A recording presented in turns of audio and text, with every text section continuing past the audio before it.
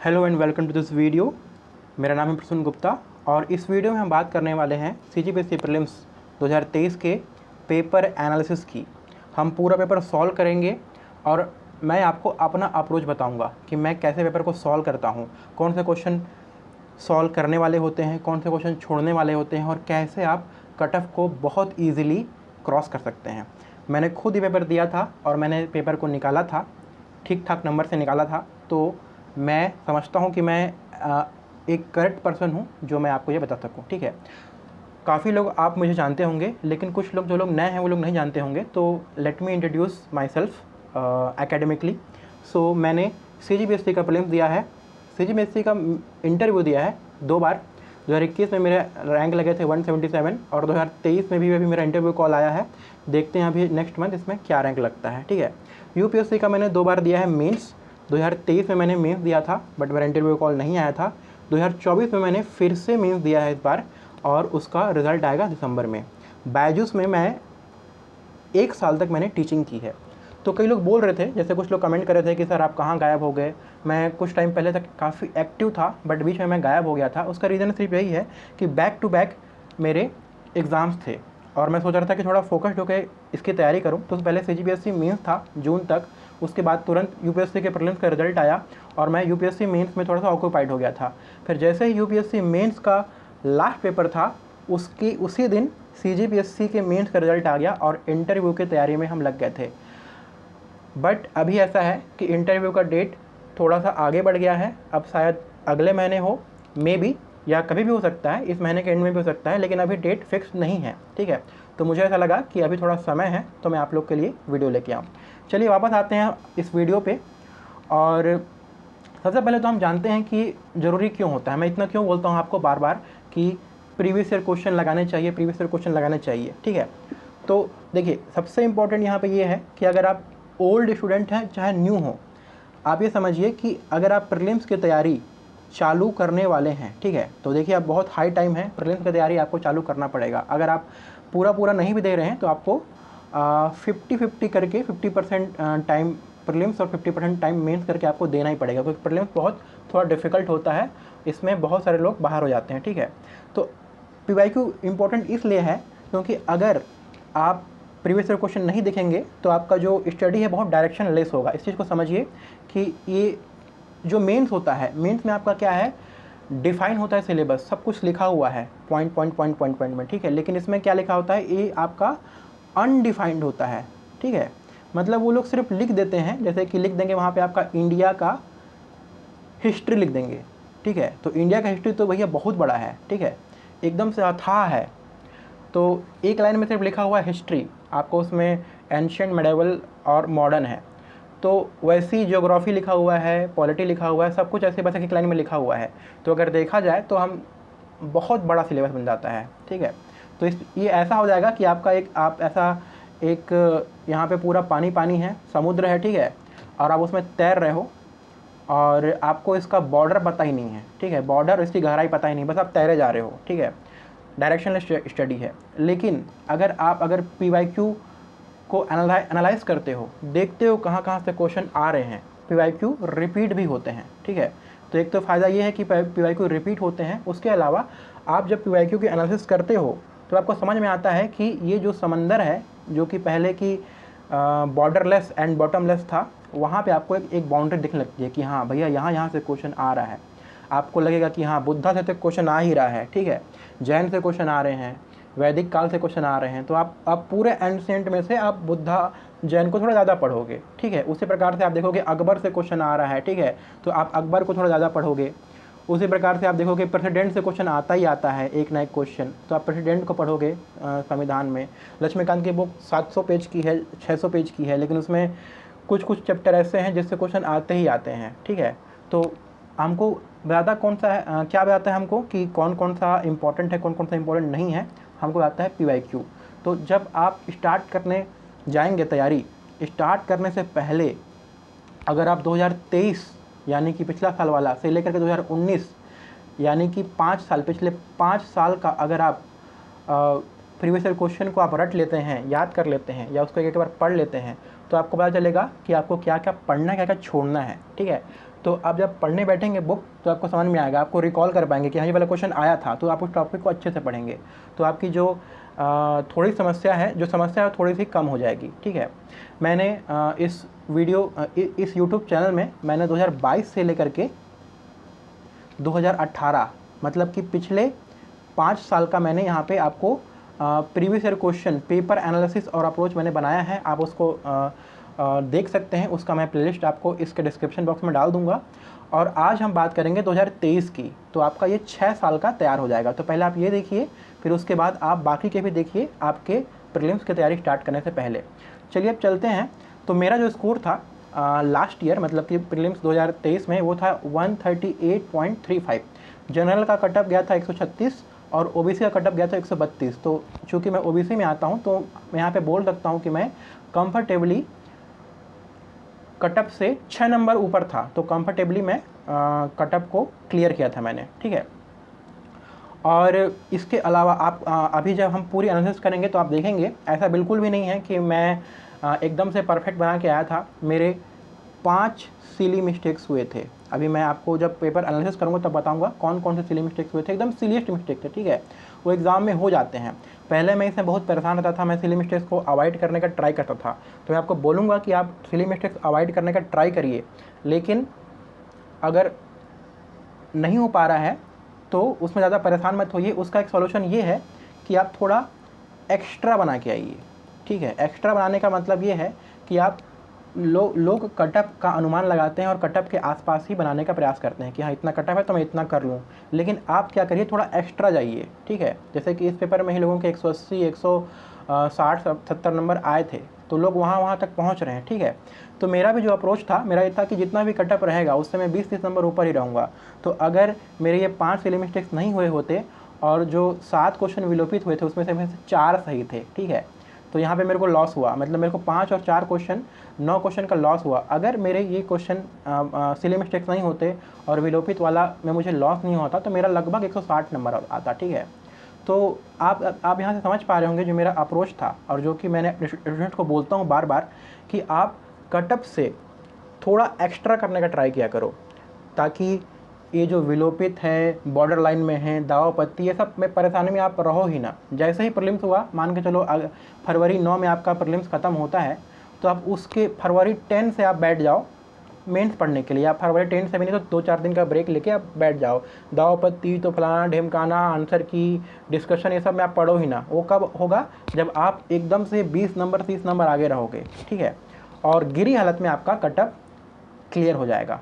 ठीक है, तो इस चीज़ को ध्यान में रखेंगे, अभी से इसके लिए प्रयास करेंगे, थोड़ा थोड़ा एक्स्ट्रा एफर्ट देंगे और एग्ज़ाम हॉल में भी एकदम कूल होके काम होके और थोड़ा एक्स्ट्रा जाएंगे, थोड़ा चांस लेंगे। ठीक है, जैसे कि मैंने एक वीडियो बनाया है, आपको आप देख सकते हैं 50-50 वाले भी आपको अप्रोच करने चाहिए। तो मैंने उसका पूरा आपको अटेम्प्ट करने चाहिए। मैंने उसका पूरा आपको लॉजिक बताया है कि जैसे अगर आप 10 क्वेश्चन 50-50 वाले करते हो तो मान के चलो आपका 3 सही हो गया, 7 गलत हो गया, तो भी आप पॉजिटिव में रहोगे। तो मैं ऐसे ही करके थोड़ा एक्स्ट्रा अटेम्प्ट करता हूँ। मैं 90+ अटेम्प्ट करता हूँ हमेशा, चाहे कितना भी डिफिकल्ट आ जाए। ठीक है, तो एक्स्ट्रा अटेम्प्ट करिए और थोड़ा दिमाग लगाइए, थोड़ा कॉमन सेंस लेके जाइए, एग्ज़ाम हॉल में आराम से निकलेगा, कोई दिक्कत वाली बात नहीं है। तो चलिए चलते हैं फटाफट से पेपर की ओर और हम देखते हैं अप्रोच को। तो मैं आपको अपना अप्रोच बताऊंगा कैसे मैंने इस एग्ज़ाम को क्रैक किया और मैंने क्या क्या किस किस तरीके से क्वेश्चन को अप्रोच किया था। ठीक है, तो चलिए स्टार्ट करते हैं। 1 सेकेंड, ओके, यस। सो देखिए ये जो पेपर है, सबसे पहले मैं cgpsc.baba.com का मैं इसका क्रेडिट देना चाहूँगा, क्योंकि मैंने वहीं से ये पेपर डाउनलोड किया है और उन्होंने काफ़ी क्लीन पेपर यहाँ पे प्रोवाइड कराया है। ठीक है, तो आपको भी अगर पेपर चाहिए होगा, अगर आप नए एस्पायरेंट हैं तो आप CGPSC बाबा से पुराने पेपर डाउनलोड कर सकते हैं। ठीक है, चलिए स्टार्ट करते हैं। तो पहला क्वेश्चन यहाँ पे है, तो हम क्या करेंगे, हम थोड़ा सोर्स देखेंगे, कहाँ से क्या पढ़ना है, कौन से क्वेश्चन बनाने हैं, कौन से क्वेश्चन छोड़ने हैं और कैसे क्वेश्चन को अप्रोच करना है। ठीक है, तो पहला क्वेश्चन, ठीक है, रॉलेट सत्याग्रह के बारे में निम्नलिखित कथनों पर विचार करिए। पहला कथन क्या है? रॉलेट सत्याग्रह ब्रिटिश सरकार के खिलाफ पहला अखिल भारतीय संघर्ष साबित हुआ। देखिए यहाँ पे कीवर्ड समझिएगा, अखिल भारतीय। ठीक है, मतलब पूरे भारत में था, संघर्ष साबित हुआ। हालांकि यह काफ़ी हद तक शहरों तक ही सीमित था। तो जब मैंने एग्ज़ाम हॉल पे इस क्वेश्चन को पढ़ा था तो मैंने ये पढ़ा कि भैया यहाँ पे अखिल भारतीय भी बोल रहा है और बोल रहा है काफ़ी हद तक शहरों तक सीमित था, तो अपने आप में कॉन्ट्राडिक्टरी हो गया। तो मैंने इसको गलत करके क्वेश्चन को सॉल्व किया था, तो मेरा ये वाला क्वेश्चन गलत हो गया था, ठीक है। तो लेकिन अगर हम देखें तो ये जो क्वेश्चन है ये वाला है, वो ये वाला जो स्टेटमेंट है सही है, ठीक है। क्यों सही है? क्योंकि ये जो स्टेटमेंट है ये एज इट इज़ एनसीईआरटी से उठाया गया है। एनसीईआरटी से इस बार बहुत सारे क्वेश्चन कॉपी पेस्ट थे। आप अगर एनसीईआरटी खोलोगे, आप जाके खोल लो, वेबसाइट में भी अवेलेबल है, तो वहाँ पे आप देखोगे तो ये जो लाइन लिखी हुई है ना, ये एज इट इज़ वहाँ का लाइन है, वहाँ से उठा के कॉपी और पेस्ट किया गया है। तो अब हमको यहाँ से समझ में क्या आ रहा है एक चीज़, कि हमको एनसीईआरटी पढ़ना है, ठीक है। पतली पतली बुक होती है, आप कोई भी बुक पढ़ रहे हैं आप उसमें कंपेयर करोगे तो जो एनसीईआरटी वो पतली ही रहेगी, ठीक है। उसको फटाफट हम पढ़ सकते हैं, एक रीडिंग मार लीजिए तो उससे आपके क्वेश्चन बनेंगे, ठीक है। तो पहला वाला स्टेटमेंट सही है। रॉलेट सत्याग्रह सरकार के खिलाफ पहला अखिल भारतीय था, हालांकि यह काफ़ी हद तक शहरों तक ही सीमित था। मेरा जो लॉजिक था एग्ज़ाम में कि भाई शहरों तक ही सीमित था, और उस समय नगरीकरण की संख्या बहुत कम थी, ठीक है, बहुत कम शहर थे, मोस्टली गांव ही थे, तो हम अखिल भारतीय को कैसे बोल सकते हैं। तो मैंने थोड़ा ज़्यादा दिमाग लगा दिया, तो मेरा क्वेश्चन गलत हो गया था। दूसरा है आपका कि रॉलेट एक्ट ने अभिव्यक्ति की स्वतंत्रता जैसे मौलिक अधिकार पर अंकुश लगाया और पुलिस की शक्तियों को मजबूत कर दिया। तो देखिए ये तो बिल्कुल सही है। और हमको क्या करना है, अब इस फैक्ट को एकदम से रट लेना है, क्योंकि क्वेश्चन रिपीट हो सकते हैं, और इसके आसपास की चीज़ों को पढ़ना है। जैसे कि अभी रॉलेट है तो उसके आसपास की चीज़ क्या है आपका, 1920 के पास का जो जितने भी सत्याग्रह हुए, जलियांवाला बाग वगैरह, सारा कुछ को हमको पढ़ना है, ठीक है। तो इसका उत्तर क्या हो जाएगा, 1 और 2 दोनों कथन सही हैं, ठीक है। चलिए आगे बढ़ते हैं। नेक्स्ट हमारा है, ये तो देखिए काफ़ी इजी है। भारतीय संविधान के निम्नलिखित में से कौन से अनुच्छेद वार्षिक वित्तीय विवरण, ठीक है, एनुअल फाइनेंशियल स्टेटमेंट को डील करता है, संबंधित है। तो इसका उत्तर होगा आपका अनुच्छेद 112, ठीक है। बजट का ये ऑफिशियल नेम है, हम ऐसे बोलने के लिए बजट बोलते हैं, लेकिन उसका एक्चुअल क्या है आपका, एनुअल फाइनेंशियल स्टेटमेंट। तो यहाँ से हमको समझ में आता है कि हमको जो इंपॉर्टेंट आर्टिकल्स हैं वो हमको याद करना होता है। जैसे कि 110 है आपका मनी बिल का, तो बहुत लोग इसको 110 से कंफ्यूज करके डी मार दिए थे, लेकिन इसका सही उत्तर 112 होगा। चलिए आगे बढ़ते हैं। नेक्स्ट आपका कौन सी नास्तिक विचारधारा है। नास्तिक मतलब क्या है आपका, ऐसे विचारधारा जो कि वेदों को और भगवान के अस्तित्व को नहीं मानती हैं, ठीक है। तो देखिए सांख्य और योग और न्याय हैं, ये भगवान के अस्तित्व को, ब्रह्मा वगैरह को की बातें करती हैं, बट जो बुद्ध था वो नास्तिक है। हालांकि बाद में बुद्ध को ही भगवान बना दिए, लेकिन इसको हम नास्तिक में पढ़ते हैं, ठीक है। बहुत ईजी है ये, इसमें ज़्यादा कुछ एक्सप्लेनेशन की आवश्यकता नहीं है। नेक्स्ट है आपका भारत के उपराष्ट्रपति के संबंध में निम्नलिखित कथनों पर विचार कीजिए, ठीक है। तो पहला कथन है कि वह राज्यसभा का पदेन अध्यक्ष होता है, ex officio chairman of Rajya Sabha, तो कि बिल्कुल सही है, ठीक है। दूसरा है आपका वह संसद के दोनों सदनों के सदस्यों से बने एक निर्वाचन मंडल के सदस्यों द्वारा चुना जाता है। He is elected by members of electoral college consisting of members of both houses of parliament, मतलब लोकसभा राज्यसभा दोनों के सदस्यों के बीच चुना जाता है। तो ये भी सही है, तो इसका आंसर क्या हो जाएगा, दोनों 1 और 2, ठीक है। तो इससे हमको यह समझ में आता है कि हमको अगले एग्जाम के लिए वाइस प्रेसिडेंट के बेसिक कॉन्सेप्ट और प्रेसिडेंट के बेसिक कॉन्सेप्ट हमको पढ़ना होगा, ठीक है।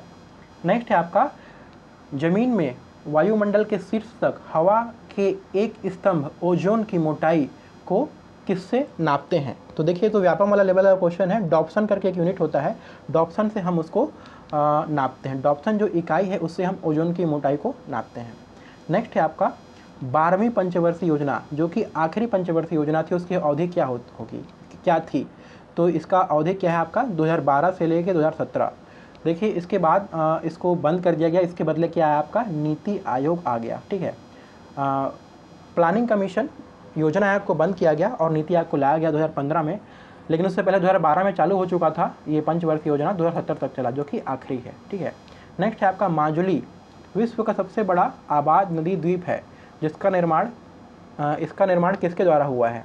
तो ये आपका लूसेंट वाला फैक्ट है, ऑल्सो व्यापम लेवल का क्वेश्चन है। बहुत सारे क्वेश्चन इस पेपर में व्यापम लेवल के आए थे, ठीक है। तो इसका सही उत्तर होगा आपका ब्रह्मपुत्र नदी। तो ये फैक्ट्स वगैरह सारे याद कर लेंगे, मे भी रिपीट हो सकता है, ठीक है। नेक्स्ट है आपका मध्ययुगीन भारत के संदर्भ में सराय शब्द का क्या है। देखिए सराय तो इंग्लिश में था करके बहुत लोग कंफ्यूज हो गए थे, लेकिन देखिए सराय का मतलब क्या होता है, आसरा। जैसे कोई लोग सफ़र कर रहे हैं तो रोड के किनारे पहले के टाइम पे रेस्ट हाउस जैसा आराम करने के लिए एक जगह था जहाँ पे पानी वगैरह की व्यवस्था होती थी, ठीक है, या कुछ खाने पीने की व्यवस्था, तो उसको हम बोलते थे सराय। तो उसके हिसाब से यहाँ पे क्या हो जाएगा, एक स्थान जिसका उद्देश्य भारतीय और विदेशी यात्रियों, तीर्थयात्रियों, व्यापारियों आदि को अस्थायी आवास देना, रेस्ट हाउस जैसा था, ठीक है। तो ये भी काफ़ी ईजी था। इसमें लोग इंग्लिश वर्ड की वजह से शायद कन्फ्यूज़ हो गए थे, इसलिए कई लोग इसको छोड़ दिए थे, ठीक है, लेकिन थोड़ा कॉमन सेंस लगाएंगे तो क्वेश्चन बनता है, ठीक है। नेक्स्ट है आपका, ये आपका करंट का क्वेश्चन है। तो करंट के क्वेश्चन में आपका ये हमने हर जगह पढ़ा हुआ था, इसमें भी कुछ लोग मिस्टेक किए थे, उसके बारे में बात करते हैं, देखते हैं क्वेश्चन क्या है। तो चंद्रयान 3 के बारे में 2 क्वेश्चन दिया हुआ है। पहला इसमें बोला है कि चंद्रयान 3 के एक छोर से दूसरे छोर पर सुरक्षित रूप से उतरने और चंद्रमा के तल पर घूमने के लिए क्षमता का प्रदर्शन करने के लिए चंद्रयान 2 का अनुवर्ती था। अनुवर्ती मतलब क्या था आपका, it is a follow on. तो चंद्रयान 2 फेल हो गया था, तो उसी का फॉलो ऑन हम चंद्रयान 3 लेके आए और demonstrate end to end capability of landing and roving on the lunar surface. तो इसमें तो कोई दिक्कत नहीं आ रहा है, तो बिल्कुल सही है।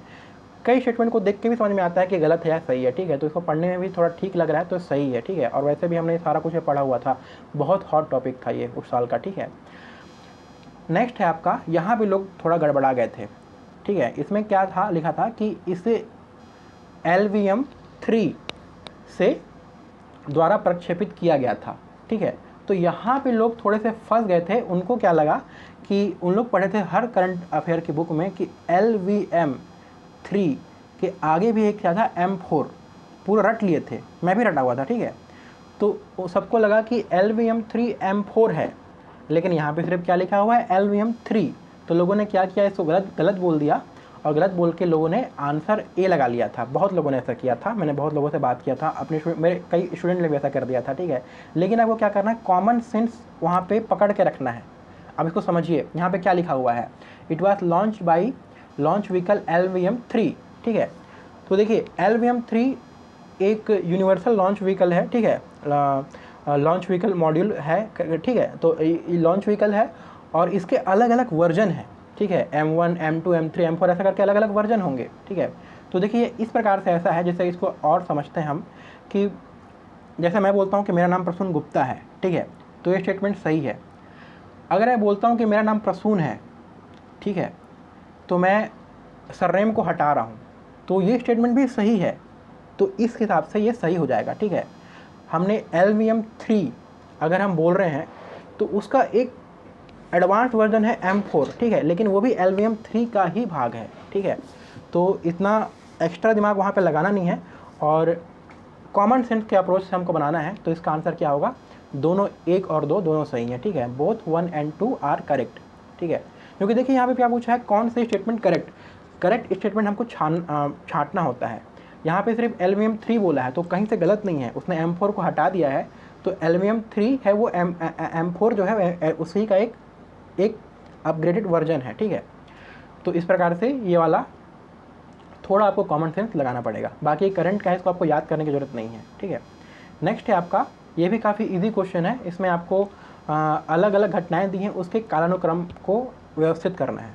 तो देखिए मार्ले मिंटो सुधार, तो ये आपका 1909 के आसपास का था, ठीक है। फिर उसके बाद गांधी इवरिन समझौता कब था आपका, 1931 या 32 के आसपास का, ठीक है, 31 के आसपास का है। अगस्त प्रस्ताव आपका 1940 का है, ठीक है। जलियांवाला बाग त्रासदी कब हुआ था, 1919 के आसपास हुआ था, ठीक है, 1919 के आसपास हुआ था। तो देखिए 9, 31, 40 यहाँ से तो ठीक था, लेकिन 19 आ गया, तो यहाँ पे पहला वाला गलत हो गया। अब देखिए 1940 ऑप्शन बी में क्या है, 1940 फिर 9 आ गया, तो ये तो ऐसे गलत हो गया। सी में देखेंगे तो आपका मार्ले मिंटो सुधार 1909, फिर जलियांवाला बाग 18, ठीक है, 1919, फिर गांधी इवरिन 31, अगस्त प्रस्ताव 40, तो ये आपका बिल्कुल सही है, ठीक है। एलिमिनेट करने के लिए चौथे वाले को भी देख लेते हैं, तो इसमें आपका जलियांवाला बाग 18 हो गया, गांधी इवरिन आ गया, उसके बाद अगस्त प्रस्ताव आ रहा है, फिर मार्ले मिंटो आखिरी में है, जो कि इसलिए गलत हो जाएगा ये, ठीक है। तो इसका आंसर क्या होगा, सी। वेरी वेरी ईजी, आपको एग्जैक्ट ईयर याद भी नहीं है, बट मोटा मोटी आपको याद है कि कब हुआ था, तो आपका बहुत आसानी से आपका आंसर ये निकल जाएगा। नेक्स्ट है आपका ये स्कूल लेवल का क्वेश्चन है, व्यापम वाला, ठीक है। ग्रेफाइट और हीरा किसके अपरूप हैं, कार्बन के हैं, ठीक है, वेरी इजी। नेक्स्ट है आपका निम्नलिखित कथनों पर विचार कीजिए और दिए गए सही विकल्प को चुनिए। ठीक है। तो ये वाला जो क्वेश्चन है, this is a very difficult question. इसको मैंने भी अप्रोच नहीं किया था, क्योंकि इतना डिटेल पता होना इज़ वेरी रेयर, सबको पता नहीं होता है। कोई इससे रिलेटेड जिसका कोई सब्जेक्ट होगा, इंजीनियर वगैरह होगा, प्लास्टिक इंजीनियर वगैरह कुछ होगा, या फिर फ्यूल इंजीनियर वगैरह, तो उनको पता होगा, डिटेल पढ़ के होंगे। CGPSC में सब नहीं पढ़ते हैं, ठीक है। तो क्या बोला है, प्लास्टिक कचरे से प्राप्त ईंधन का ऑक्टेन रेटिंग कम है, और ऑक्टेन संख्या जितनी कम होगी, विस्फोटक के बिना संपीड़न झेलने की ईंधन की क्षमता उतनी अधिक होगी। तो ये दोनों स्टेटमेंट गलत हैं, उसमें कुछ घुमा के लिखा होगा, मैंने भी इसको उतना एनालिसिस किया नहीं है। देखिए, कुछ क्वेश्चन ऐसे होते हैं छोड़ने वाले होते हैं, तो इस क्वेश्चन में आपको परेशान नहीं होना है कि आप पूरा ऐसा मत करिए कि पूरा ऑक्टेन नंबर क्या होता है, ये क्या होता है, सारा कुछ पढ़ने बैठ जाएंगे। तो ऐसा अगर करेंगे ना तो आप बहुत परेशान हो जाएंगे, ठीक है। तो आप इसमें क्या करिए, ये जो दोनों फैक्ट हैं इसको याद कर लीजिए, और इसका सही अगर आपको कहीं से मिलता है तो उसका सही स्टेटमेंट को याद रखिए, कि क्या पता कभी रिपीट हो जाए तो आपको ये क्वेश्चन बन जाए। बाकी इसके पीछे PhD करने की आवश्यकता नहीं है, और आपको इससे परेशान भी नहीं होना है, ठीक है। चलिए आगे बढ़ते हैं। नेक्स्ट है आपका, अगेन वेरी इजी, हिमालय की सबसे बाहर की श्रृंखला क्या है आपका, शिवालिक है। बाहर की मतलब कि ये आपका ऐसा हिमालय है तो अलग अलग उसका पार्ट है, तो सबसे नीचे वाली को हम क्या बोलते हैं, जो सबसे साउथ में है उसको हम बाहरी बोलते हैं, ठीक है। आउटर मोस्ट रेंज होता है, ठीक है। और देखिए, अगर उसके अलावा भी कुछ ऑप्शन दिया होता जैसे मध्य हिमालय वगैरह, तो हम थोड़ा परेशान भी होते, लेकिन इसमें कुमाऊं और कश्मीर दिया हुआ है, तो ये फिर भी और भी ईजी हो जाता है, ठीक है। नेक्स्ट आगे बढ़ते हैं। ये आपका एक्सपोसेट पोलारीमीटर के बारे में कथन दिया हुआ, ये आपका करंट का है, तो आपका ये इररिलेवेंट है। बस आपको ये ध्यान रखना है कि इसरो से देखिए क्वेश्चन आ रहे हैं, 2 क्वेश्चन आ गए, ठीक है, स्पेस से। तो अब जब दिसंबर जनवरी में करंट का बुकलेट पढ़ेंगे तो उसमें जो स्पेस वाला पार्ट है उसको बहुत अच्छे से पढ़ेंगे, ठीक है। तो इसमें क्या था, इसमें पहला बोला है कि यह चरम स्थिति में चमकदार खगोलीय एक्सरे स्रोतों के विभिन्न गतिविधियों के अध्ययन करने वाला भारत का पहला समर्पित पोलारिमेट्री मिशन है। भारत का पहला समर्पित पोलारिमीटर, बिल्कुल सही है। अंतरिक्ष यान पृथ्वी की निचली कक्षा में 2 वैज्ञानिक पेलोड को ले जाएगा, ये भी बिल्कुल सही है, ये भी करंट वगैरह में दिया हुआ था, ठीक है। बाकी इसको आपको याद करने की जरूरत नहीं है, ये फैक्ट थोड़ा ओल्ड हो चुका है, ये पिछले बार के लिए हॉट टॉपिक था, करंट था, ठीक है। चलते हैं आगे। नेक्स्ट है आपका, स्कर्वी बीमारी किस विटामिन की कमी से होता है। देखिए, ये आपका एकदम ईजीएस्ट है, लेकिन ये मेरा हो गया था सिली मिस्टेक्स, ठीक है। इवन मैंने इसको याद किया होता है, इसको याद करने का ट्रिक होता है, ठीक है। जैसे आपके यहाँ पर दिया हुआ स्कर्वी रोग, तो स्कर्वी में क्या होता है, आपका जो पैर है वो थोड़ा कर्व हो जाता है, कर्व मुड़ जाता है। तो जब कर्व होता है, मुड़ता है, तो कौन शेप में बन रहा है, ये देखिए सी के शेप में बन रहा है, सी होता है कर्व, मुड़ा हुआ, ठीक है, सी जैसा शेप बन रहा है, इसलिए होता है विटामिन सी। मैंने इतना सब याद करने के बाद भी, मतलब इसको मैंने बहुत पहले पढ़ा था, इसलिए मुझे ये वाला फैक्ट भी याद आया, बट पता नहीं क्यों मैंने वहाँ पे विटामिन ए मार के आ गया था, ठीक है। तो सिली मिस्टेक्स होते हैं वहाँ पे एग्ज़ाम हॉल पे, ऐसे आपके भी कई हुए होंगे, लेकिन 2-3-4 सिली मिस्टेक्स अगर आप करते हैं, लेकिन थोड़ा एक्स्ट्रा अगर आप बना के आते हैं तो आपको कंपनसेट कर देगा, और उससे आपके सिलेक्शन में फ़र्क नहीं आएगा, जैसे कि मेरा क्लियर हो गया था, ठीक है। चलिए आगे देखते हैं। नेक्स्ट है आपका, भारतीय राष्ट्रीय कांग्रेस INC की स्थापना के बारे में निम्नलिखित में से कौन सा कथन सही है। तो ये तो बहुत इजी है कि 1885 में इसका गठन हुआ था, करेक्ट है। और पहले अध्यक्ष कौन थे आपके, WC बनर्जी हम इसको बोलते हैं, पूरा नाम है वोमेश चंद्र बनर्जी। तो ये भी आपका व्यापम वाला क्वेश्चन है और बहुत ईजी है, दोनों इसके सही उत्तर हैं, ठीक है। नेक्स्ट है आपका, फातिमा बीवी जिनका हाल ही में निधन हुआ, ये आपका करंट का क्वेश्चन है। उनका ये जो फातिमा बीवी हैं वो पहली सुप्रीम कोर्ट की जज थी, और जिनका रिसेंटली 2023 में निधन हुआ था, इसलिए ये क्वेश्चन आया था, ठीक है। तो देखिए, इसमें ऑप्शन बहुत दूर दूर के हैं। माउंट एवरेस्ट चढ़ने वाली महिला, सर्वोच्च न्यायालय की प्रथम महिला न्यायाधीश, तो ये आपका सही उत्तर हो जाएगा। बाकी अभी रिलेवेंट नहीं है क्योंकि करंट का क्वेश्चन है, ठीक है। नेक्स्ट है आपका, तो इसमें हमको हमको लर्निंग आउटकम क्या मिल रहा है कि हमको अगर कोई बड़ी पर्सनालिटी का निधन हुआ है तो उसके बारे में हमको पढ़ना है, कोई ऑफिशियल पर्सनालिटी। जैसे कि एग्जांपल के लिए हम ले सकते हैं, अभी तो रतन टाटा जी का निधन हुआ है, तो उसके बारे में कोई अगर उनको कोई अवार्ड मिला है या कुछ ऐसा कुछ उनकी उपलब्धि है तो उसको हमको पढ़ना है, ठीक है। वो इस बार एग्ज़ाम में आ सकता है। अगला है आपका, राष्ट्रीय आय, नेशनल इनकम, ठीक है। तो नेशनल इनकम का जो फार्मूला है, ये आपका फार्मूला NCERT में और इसके अलावा दूसरे बुक में भी दिया हुआ है। तो देखिए क्या होता है, नेशनल इनकम क्या होता है आपका, net national income eight market price.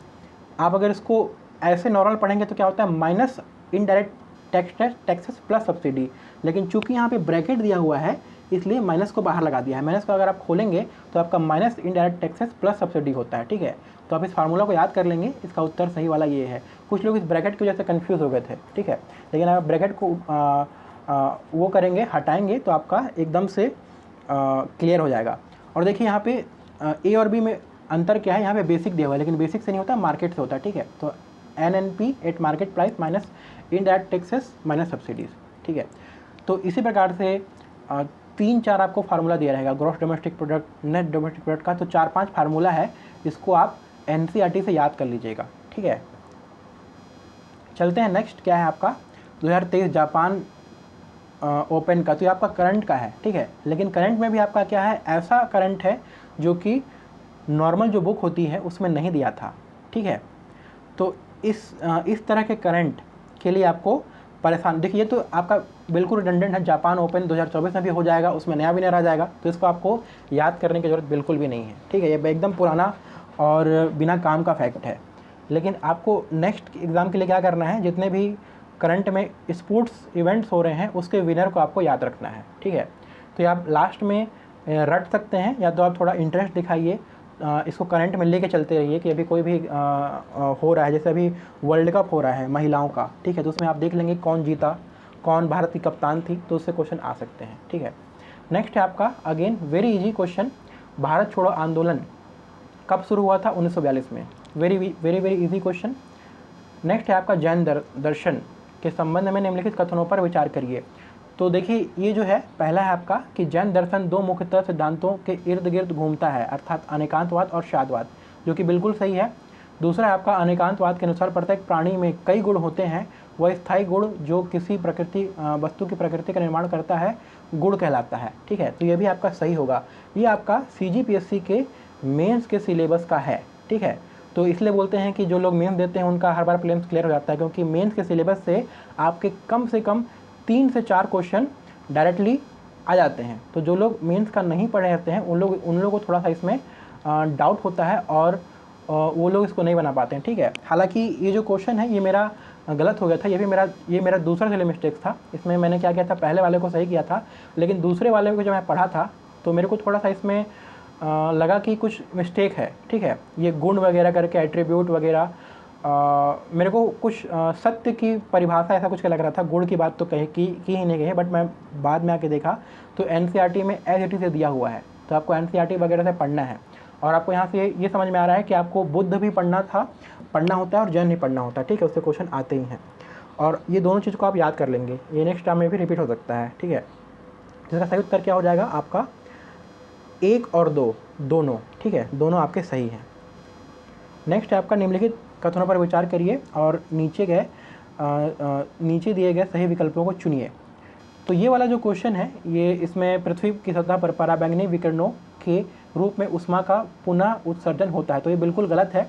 इसमें क्या बोला है आपको, अल्ट्रा वायलेट रेडिएशन से आपका जो पृथ्वी सूर्य से जो विकिरणों को ले रहा है, ठीक है, इधर से ऊपर से आया पृथ्वी तक, ठीक है, तो यहाँ से जो विकिरण वापस जा रही है तो ये बोल रहा है कि अल्ट्रा वायलेट रेडिएशन के फॉर्म में जा रही है, जो कि बिल्कुल गलत है। ये कौन में जाती है आपका, इंफ्रारेड में, अवरक्त में जाती है, इसलिए आपका गलत हो गया, ठीक है। दूसरा आपका क्या है, बादल और गैसें आने वाली सौर विकिरणों का 1/4 को प्रतिबिंबित करती है। तो शुरू में इसको CGPSC ने सही लिया था, लेकिन बाद में गलत कर दिया। क्यों? क्योंकि शायद ये होता है आपका 33% होता है, 1/3 ऐसा कुछ होता है, ठीक है। तो इसका आंसर क्या हो जाएगा, दोनों सही नहीं है। ये वाला क्वेश्चन मेरा पहले सही हो रहा था, बट जब अमेंडमेंट हुआ तो गलत हो गया, ठीक है। तो यहाँ से मेरे को एक मतलब लॉस हो गया था, ठीक है। तो ये होता है थोड़ा बहुत, इसलिए मैं बोलता हूँ सभी को कि आप लोग थोड़ा एक्स्ट्रा बना के आइएगा, ठीक है। मैं भी बताऊँगा जब ऐसा कोई क्वेश्चन आएगा तो एक्स्ट्रा कैसे बनाना है, ठीक है। आगे चलते हैं। नेक्स्ट है आपका भारत के सर्वोच्च न्यायालय में सरकार का मुख्य विधिक सलाहकार और इसका प्राथमिक अधिवक्ता कौन होता है। तो कौन होता है आपका अटॉर्नी जनरल, और उसको हम क्या बोलते हैं, महान्यायवादी, ठीक है। हिंदी में मैं थोड़ा कंफ्यूज हूँ, आप लोग उसको चेक कर लीजिएगा, लेकिन इंग्लिश में क्या बोलते हैं, अटॉर्नी जनरल बोलते हैं, ठीक है। यहाँ पे देखिए ऑप्शन ए में क्या दिया है, सॉलिसिटर जनरल, जिसको हम क्या बोलते हैं, महान्यायाधिकर्ता। तो इसमें बहुत लोग मिस्टेक किए थे क्योंकि उन लोग इसको पूरा पूरा अच्छे से पढ़े नहीं थे, हड़बड़ी में गड़बड़ी हो गया था।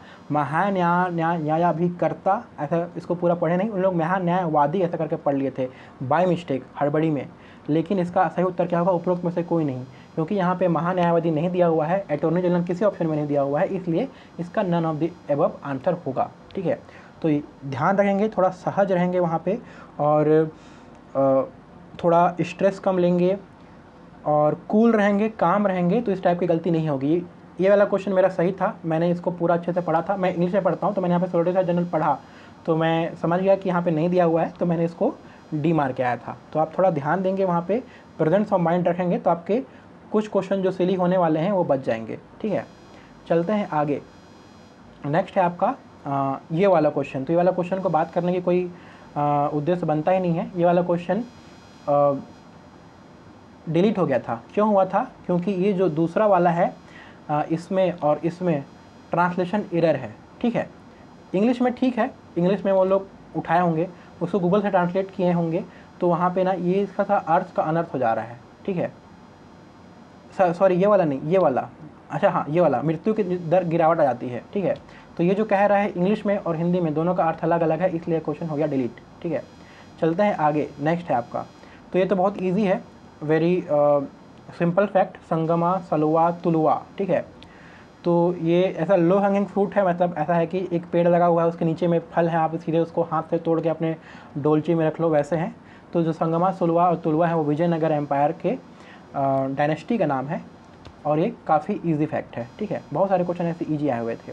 नेक्स्ट है आपका, नोबेल पुरस्कार 2023 प्रदान किया गया। तो फिजिक्स का जो नोबेल पुरस्कार था भौतिकी का, उसके बारे में यहाँ पे पूछा गया है। इसको आपको बिल्कुल याद नहीं करना है, इसको पढ़ के कन्फ्यूज मत होइएगा। ठीक है, इसको छोड़ दीजिएगा। इसका सही उत्तर ए था। इस बार आपको याद करना है 2024 में जो मिल रहा है, सारे नोबेल प्राइज़ को आपको रट लेना है। पिछले बार 2 क्वेश्चन आए थे। ठीक है, तो इस बार भी क्वेश्चन आने की संभावना है। ठीक है, चलिए आगे बढ़ते हैं। नेक्स्ट है आपका CISF, केंद्रीय औद्योगिक सुरक्षा बल के महानिदेशक के रूप में नियुक्त होने वाली पहली महिला अधिकारी कौन है? First women officer. तो देखिए इसमें क्या है कि नैना सिंह, यहाँ पे तो ठीक लिखा हुआ है, लेकिन यहाँ पे नीना सिंह कर दिया, तो यहाँ पे फिर से ट्रांसलेशन एरर होने के कारण ये वाला क्वेश्चन डिलीट हो गया।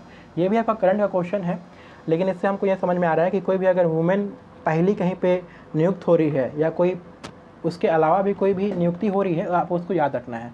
तो करंट अफेयर में जो नियुक्ति का जो पेज है उसको आपको रट लेना है। ठीक है, ये भी मेरा सही हुआ था लेकिन डिलीट हो गया। ठीक है, चलते हैं आगे। नेक्स्ट है आपका, भारतीय रेगिस्तान के बारे में निम्नलिखित में से कौन सा कथन सही है? तो ये भी मेरा सिली मिस्टेक था, जो कि मेरा तीसरा सिली मिस्टेक था। तो इसमें देखिए पहला है कि भारतीय रेगिस्तान अरावली पहाड़ियों के पश्चिमी किनारे पर स्थित है। ठीक है, तो देखिए आपका ये भारत का नक्शा है।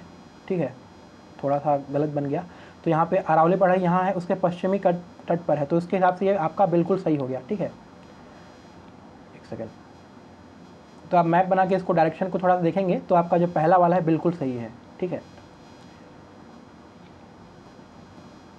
एक सेकेंड, हाँ, तो आपका ये पहला वाला स्टेटमेंट बिल्कुल सही है। ठीक है, उसके बाद आपका इस क्षेत्र में प्रतिवर्ष 150 मिलीमीटर से बहुत कम वर्षा होती है। ठीक है, तो ये भी आपका सही है। और तीसरा आपका लूनी इस क्षेत्र की एकमात्र बड़ी नदी है। ठीक है, तो मेरे यहाँ पे मिस्टेक क्या हुआ था, मैंने सोचा कि 150 मिलीमीटर वर्षा, इसको मेरे को लगा था कि हो सकता है, हो नहीं भी हो सकता है। तीसरा क्या था, लूनी इस क्षेत्र की एकमात्र बड़ी नदी है, तो मुझे ये लगा कि इतना बड़ा क्षेत्र है, तो एकमात्र यहाँ पे लिखा है ओनली करके। ठीक है, तो ओनली अगर बोलता है तो ऐसा हो सकता है कि अगर एक छोटा भी कोई नाला होगा वहाँ पे, या फिर कोई और एक आध नदी होगी जैसे कि साबरमती वगैरह है, उसके आसपास ही होगी, तो मेरा ये जो स्टेटमेंट है वो गलत हो जाएगा। तो इस बेसिस पे मैंने इसको सोचा कि ये वाला गलत है, और 150 की जगह 250 ऐसा कुछ होगा करके मैंने इसको गलत कर दिया, और मैंने ए मारा था, जो कि मेरा सिली मिस्टेक था। इसका सही उत्तर होगा तीनों। ठीक है, और ये सही इसलिए है क्योंकि ये भी NCERT से एज इट इज़ उठाया हुआ है। जो India physical geography of India पतली सी बुक है NCERT की, उसमें ये लाइन लिखे हुए हैं ना, एज इट इज़ लिखा हुआ है। ठीक है, वहाँ पे भी एकमात्र बड़ी नदी लिखा हुआ है, तो अगर मैं उस बुक को अच्छे से पढ़ा होता तो मैं गलती नहीं करता। तो आप लोग भी अभी समय है NCERT को एक बार पढ़ लेंगे। ठीक है, चलते हैं आगे। नेक्स्ट है आपका करंट अफेयर का क्वेश्चन है, लेकिन करंट अफेयर में वाला फैक्ट नहीं दिया हुआ था, लेकिन जो थोड़ा आगे पीछे करके करंट अफेयर को पढ़ते हैं, जैसे कि करंट अफेयर से कुछ चीज़ें उठाए फिर उसके पीछे का उसको और जाके पढ़ लिए, तो उससे आपका आंसर बनता है। इसमें क्या बोला है आपका, कौन सी वास्तुकला, कौन सा मंदिर वास्तुकला की वेसर शैली का उदाहरण है। तो देखिए करंट अफेयर में जो चर्चा में था आपका था होयसलेश्वर मंदिर, क्योंकि इसको 41 यूनेस्को वर्ल्ड हेरिटेज का हाल ही में मिला था। ठीक है, तो हमने ये फैक्ट पढ़ा था, लेकिन हमने क्या किया था, जो हम करंट पढ़ रहे थे हमारे प्रोग्राम में भी, तो हमने इसको क्या बैक ले जाके इसके बारे में, होयसलेश्वर मंदिर के बारे में हमने पढ़ लिया था। तो उसमें हमने देखा था कि वेसर शैली का एक उदाहरण है, तो इससे हमारा क्वेश्चन बन गया। इसको बहुत लोगों ने गलत किया था, इन्होंने, कई लोगों ने इसको मंदिर, जैसे राम मंदिर तुक्का मार के आ गए थे, लेकिन वो थोड़ा था वो नागर शैली में है। ठीक है, चलिए नेक्स्ट है आपका काट कर जलाने वाली कृषि, जिसे आमतौर पर झूम कृषि कहते हैं। वेरी इजी फैक्ट, वो क्या होता है, भारत के उत्तर पूर्वी राज्यों में प्रचलित है। तो ये जो स्लश एंड बर्न होता है, ये ट्राइब्स करती हैं, छत्तीसगढ़ में भी करते हैं, जो हम पढ़ते हैं पेद्दा वगैरह। ठीक है, जो स्थानांतरित कृषि होती है वो उसी का एक दूसरा नाम है। और जो ट्राइब्स हैं वो बहुत ज़्यादा है आपका नॉर्थ ईस्टर्न स्टेट्स में, तो वहाँ पे भी आपका ये जो स्लश एंड बर्न है ये आपको वहाँ पे देखा जाता है। ठीक है, ये बहुत कॉमन फैक्ट है, आपको लूसेंट वगैरह में मिल जाएगा। ठीक है, नेक्स्ट है आपका प्रादि पठार के बारे में निम्नलिखित कथनों पर विचार करिए। ठीक है, तो इसमें पहला कथन ये है कि नदी के मैदानों में 150 मीटर की ऊंचाई में 600 से 900 मीटर की ऊंचाई तक उठने वाला अनियमित त्रिभुज प्रादीपी पठार के रूप में जाना जाता है। तो जो हमारा भारत है उसके यहाँ की जो पार्ट है उसको डिस्क्राइब कर रहा है। ठीक है, ये पहला वाला स्टेटमेंट जो कि बिल्कुल सही है। और दूसरा वाला बोलता है आपको उत्तर पश्चिम में दिल्ली। ठीक है, तो उत्तर पश्चिम, तो उत्तर ये होगा, पश्चिम होगा, उत्तर पश्चिम वाला होगा, तो यहाँ पे आपका दिल्ली है। ठीक है, पूर्व में राजमहल की पहाड़ियाँ, पूर्व इधर राजमहल की पहाड़ियाँ हो गई भारत के, पश्चिम में गिर पर्वत, गुजरात में है गिर पर्वत, बिल्कुल सही, दक्षिण में कार्डमम, तो ये भी आपका बिल्कुल सही है। ये भी मेरा गलत हुआ था, क्योंकि पहला स्टेटमेंट को मैंने रॉन्ग ले लिया था। मैंने रॉन्ग इसको इसलिए लिया क्योंकि मैंने ये नहीं सोचा कि यहाँ पे एवरेज ऊंचाई बोला हुआ है, मैंने सोचा कि यहाँ पे जो पर्वत वगैरह हैं उसकी ऊंचाई बहुत ऊपर है। ठीक है, तो 600-900 मीटर तो होगा नहीं, और भी ऊपर होगा, तो इसलिए मैंने इसको गलत ले लिया था, जो कि मेरा एक सिली मिस्टेक था। लेकिन अगेन जो ये है ना स्टेटमेंट, ये स्टेटमेंट एज इट इज़ आपको एनसीईआरटी में दिख जाएगा। ठीक है, तो इसलिए आप समझ पा रहे होंगे एनसीईआरटी कितना इंपॉर्टेंट हो जाता है हमारे लिए। एनसीईआरटी से कॉपी पेस्ट किया गया है पूरा क्वेश्चन। ठीक है, चलिए आगे बढ़ते हैं। नेक्स्ट है आपका एयर इंडिया के माइक्रोसॉफ्ट की एजूर ओपन एआई सेवा द्वारा प्राप्त जनरेटिव एआई आभासी एजेंट का नाम क्या है। तो देखिए क्या हुआ है, generative AI virtual agent powered by Microsoft Azure open AI service. तो क्या हुआ है, देखिए इसको बहुत लोग अटेम्प्ट नहीं किए थे। ये करंट अफेयर का क्वेश्चन है, लेकिन नॉर्मल जो करंट अफेयर हम पढ़ते हैं उसमें नहीं दिया हुआ था, लेकिन मैं इसको बनाया था। तो मैं आपको जो बताता हूँ, जो एक्स्ट्रा अटेम्प्ट करना है, थोड़ा कॉमन सेंस लगाना है, वो आपको कैसे लगाना है मैं इस क्वेश्चन के बाद में बताऊंगा। तो मैंने यहाँ पे क्या किया था कि मैंने यहाँ पे पढ़ा एयर इंडिया। ठीक है, और एयर इंडिया का आप कहीं भी देखेंगे तो जो थीम होता है वहाँ पे आपका एक ऐसे महाराजा की फ़ोटो होती है, एक व्यक्ति की फ़ोटो होती है, उसके ऊपर महाराजा लिखा हुआ रहता है, और ऐसे करके वो सबका ऐसे वेलकम करता रहता है। ठीक है, आप इसका लोगो को सर्च कर सकते हैं, महाराजा लोगो, तो आपको देख सकते हैं इसको। ठीक है, आप कहीं पे भी इसको कॉमनली अगर आप देखेंगे तो ये दिख जाता है। तो मुझे ये याद आया, ये लोगो याद आया, और वहाँ पे मुझे याद आया कि जो महाराजा है इसका थीम है एयर इंडिया का, और इसलिए मैंने इसको एज अ गेस वर्क मैंने महाराजा मारा था। ठीक है, और बाद में आके चेक किया तो सही हो गया। तो इस प्रकार से आपको थोड़ा सा कॉमन सेंस अप्रोच लगा के क्वेश्चन को सॉल्व करना होता है। ठीक है, चलिए आगे बढ़ते हैं। नेक्स्ट है आपका, ये वाला तो बहुत ईजी है, संविधान का भाग 1 से दिया हुआ ये 28 राज्य हैं, 8 केंद्र शासित प्रदेश। तो ये 5वीं का फैक्ट है, 5वीं के बच्चों को पता होगा। दूसरा यहाँ पे लिखा हुआ है, ये आपका प्रियम्बल का है कि भारत एक संघ है जो कि संपूर्ण प्रभुत्व संपन्न समाजवादी पंथनिरपेक्ष संसदीय व्यवस्था की सकारात्मक की सरकार वाला लोकतांत्रिक गणराज्य है। ठीक है, तो इसमें आपका दोनों सही है। ये भी बहुत ईजी व्यापम वाला फैक्ट है। ठीक है, आजकल व्यापार में भी कूट वाले आते हैं। ठीक है, नेक्स्ट है आपका, ये भी आपका करंट का है, यूनेस्को क्रिएटिव सिटी। तो यहाँ पे ध्यान देने वाली बात यह है कि संगीत श्रेणी बोला है, संगीत श्रेणी में क्या था आपका ग्वालियर था। अगर साहित्य बोला होता तो खोजी खोड़े उस साल 2 को मिला था, ठीक है। वैसे आपका फैक्ट रिडंडेंट है, अब नहीं आएगा, अब कुछ नया आएगा, ठीक है।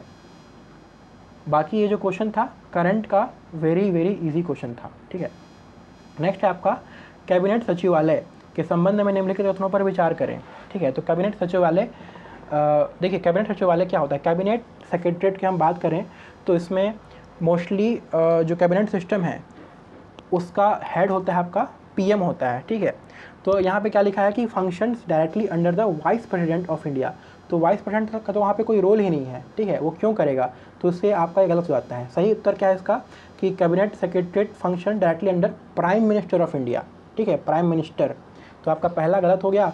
दूसरे में आपको क्या बोला है कि the administrative head of the secretariat is the cabinet secretary who is also the ex officio chairman of civil service board.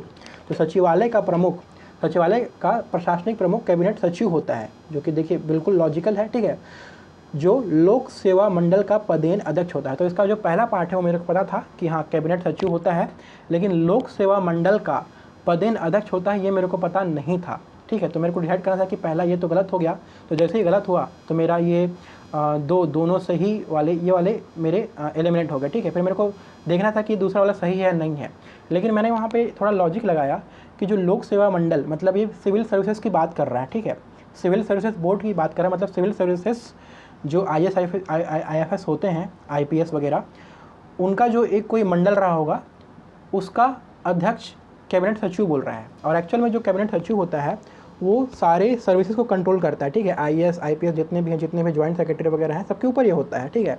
तो मुझे ऐसा अनुमान मैंने वहाँ पे लगाया कॉमन सेंस से कि ये उसका पदेन अध्यक्ष होता होगा, ठीक है। ये मैंने कहीं पढ़ा नहीं था, बट मैंने थोड़ा उसको कॉमन सेंस अप्रोच से बना के इसको मैंने वहाँ पे सॉल्व किया था। तो आपका क्या होगा इसका सही उत्तर केवल 2, ठीक है। चलिए आगे बढ़ते हैं।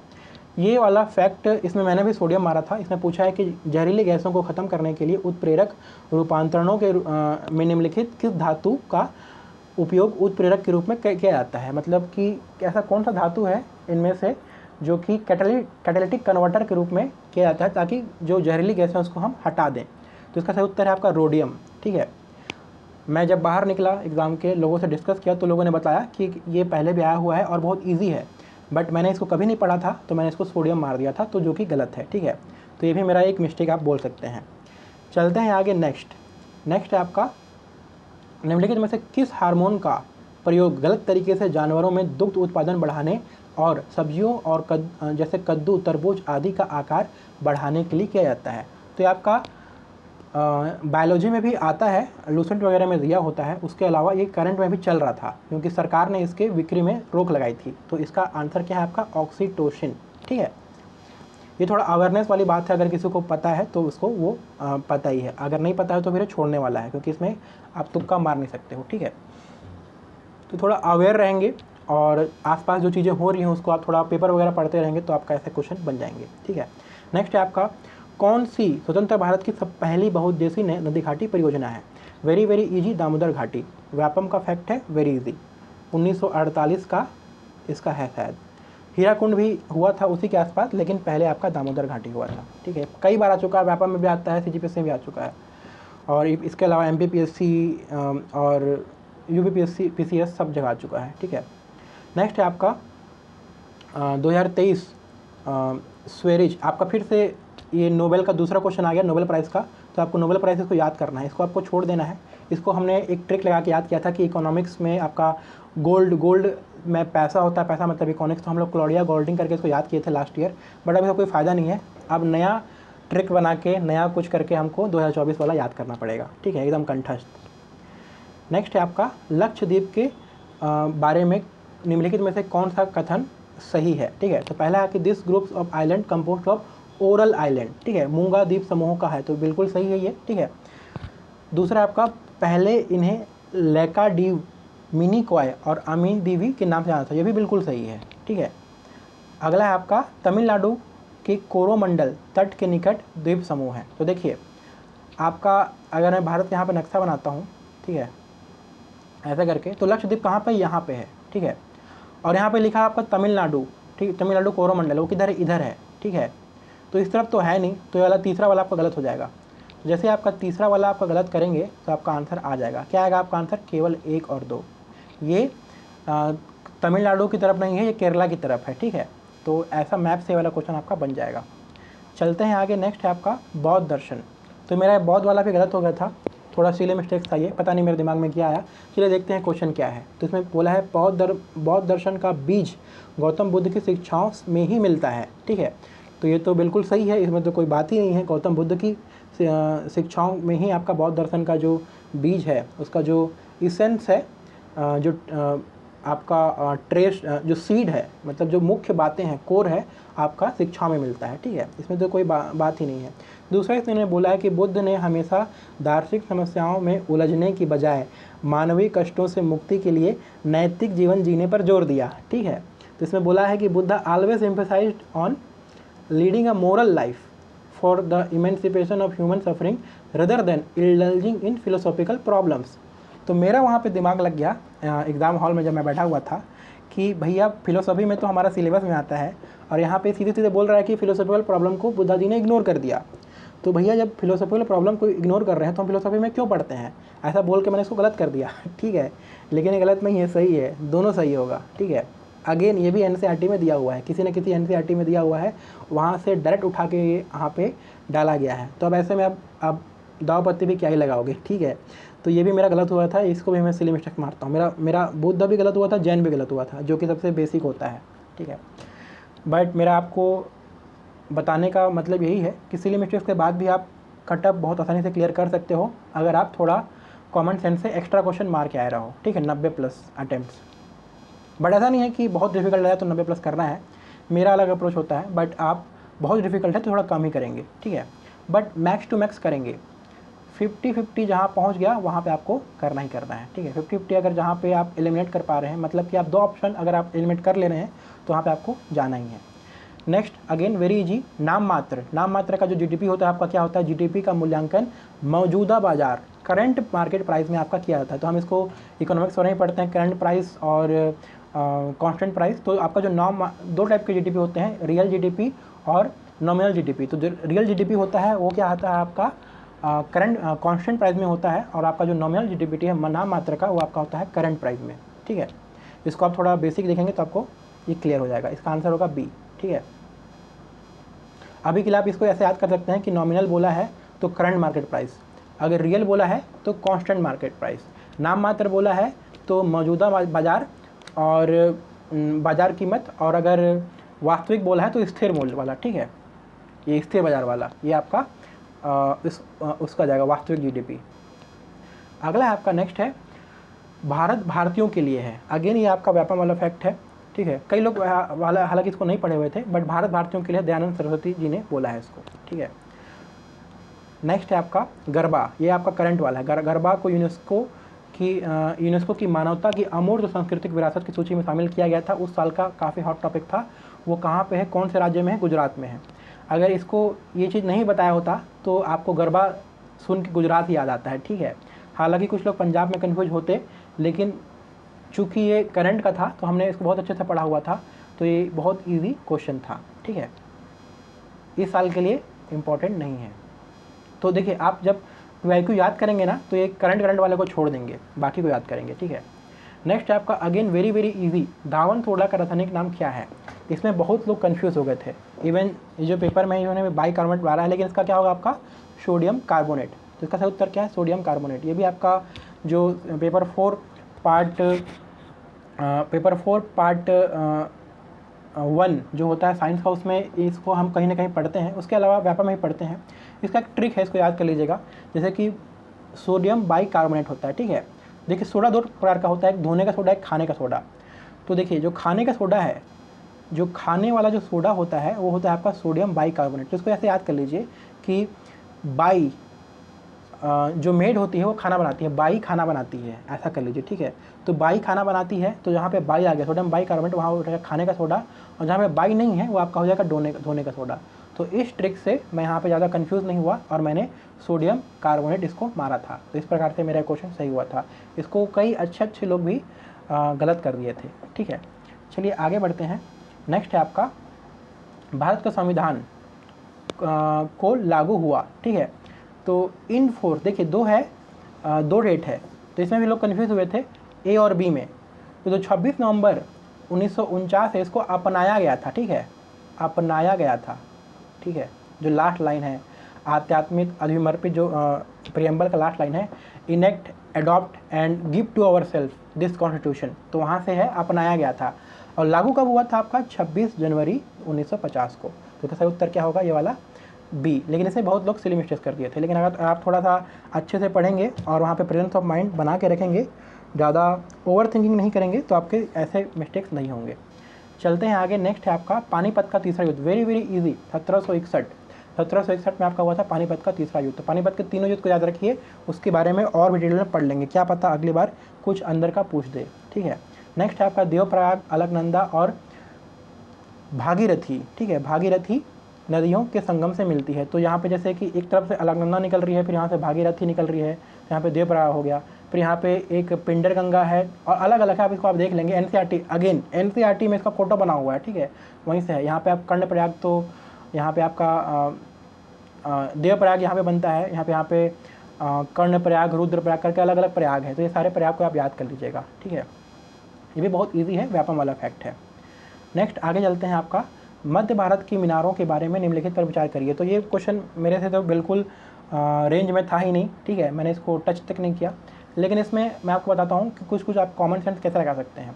देखिए, पहला क्या बोला है, 13वीं शताब्दी में निर्मित कुतुब मीनार 180 फीट ऊंची पतली मीनार है जो 5 मंजिलों में विभाजित है, ठीक है। तो देखिए, हाइट के बारे में हमको पता है कि कुतुब मीनार सबसे ऊंचा है, ठीक है।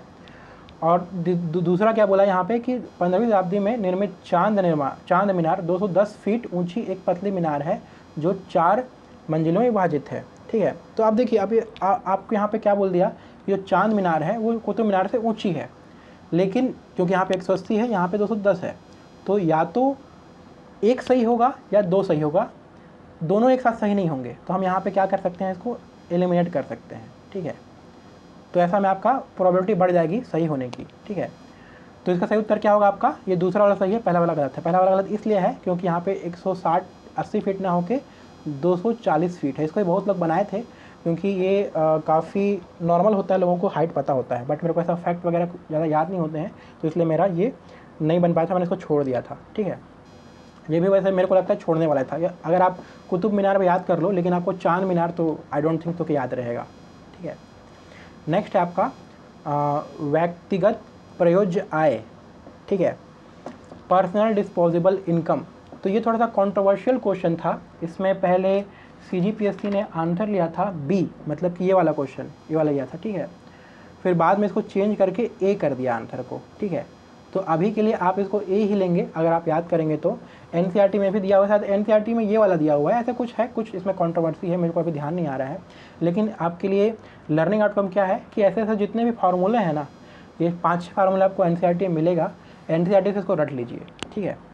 चलिए आगे चलते हैं। अब आते हैं हम CG वाले पार्ट में। CG वाला पार्ट भी काफ़ी ईजी था, कुछ कुछ क्वेश्चन डिफिकल्ट थे, मैं आपको बताऊँगा उसको कैसे मैनेज करना है। चलिए स्टार्ट करते हैं अब। तो देखिए, पहला आपका क्या है, उद्योगों का स्थानीय निकीकरण में सम्मिलित कीजिए। तो देखिए, ऐसा जो सम्मिलित वाला होता है ना, इसमें आपको पूरा लगाने से पहले एक बार आप इसको एक एक करके चलेंगे, ठीक है। जैसे पहला क्या है, Balco, Bharat aluminium company limited. तो एक है आपका क्या होगा, आपको सभी को पता है कोरबा, वेरी वेरी इजी। तो एक का हमने क्या देखा, 3 देखे, ठीक है। तो यहाँ पे 3 यहाँ पे है, यहाँ पे है, तो आपने इसको काट दिया, ठीक है। ऐसा करके आप चलेंगे तो आपका सिली मिस्टेक्स होने का और गलत होने का संभावना थोड़ा कम हो जाएगा। फिर दूसरा में चलते हैं। दूसरा में आपका क्या होगा, जूट उद्योग।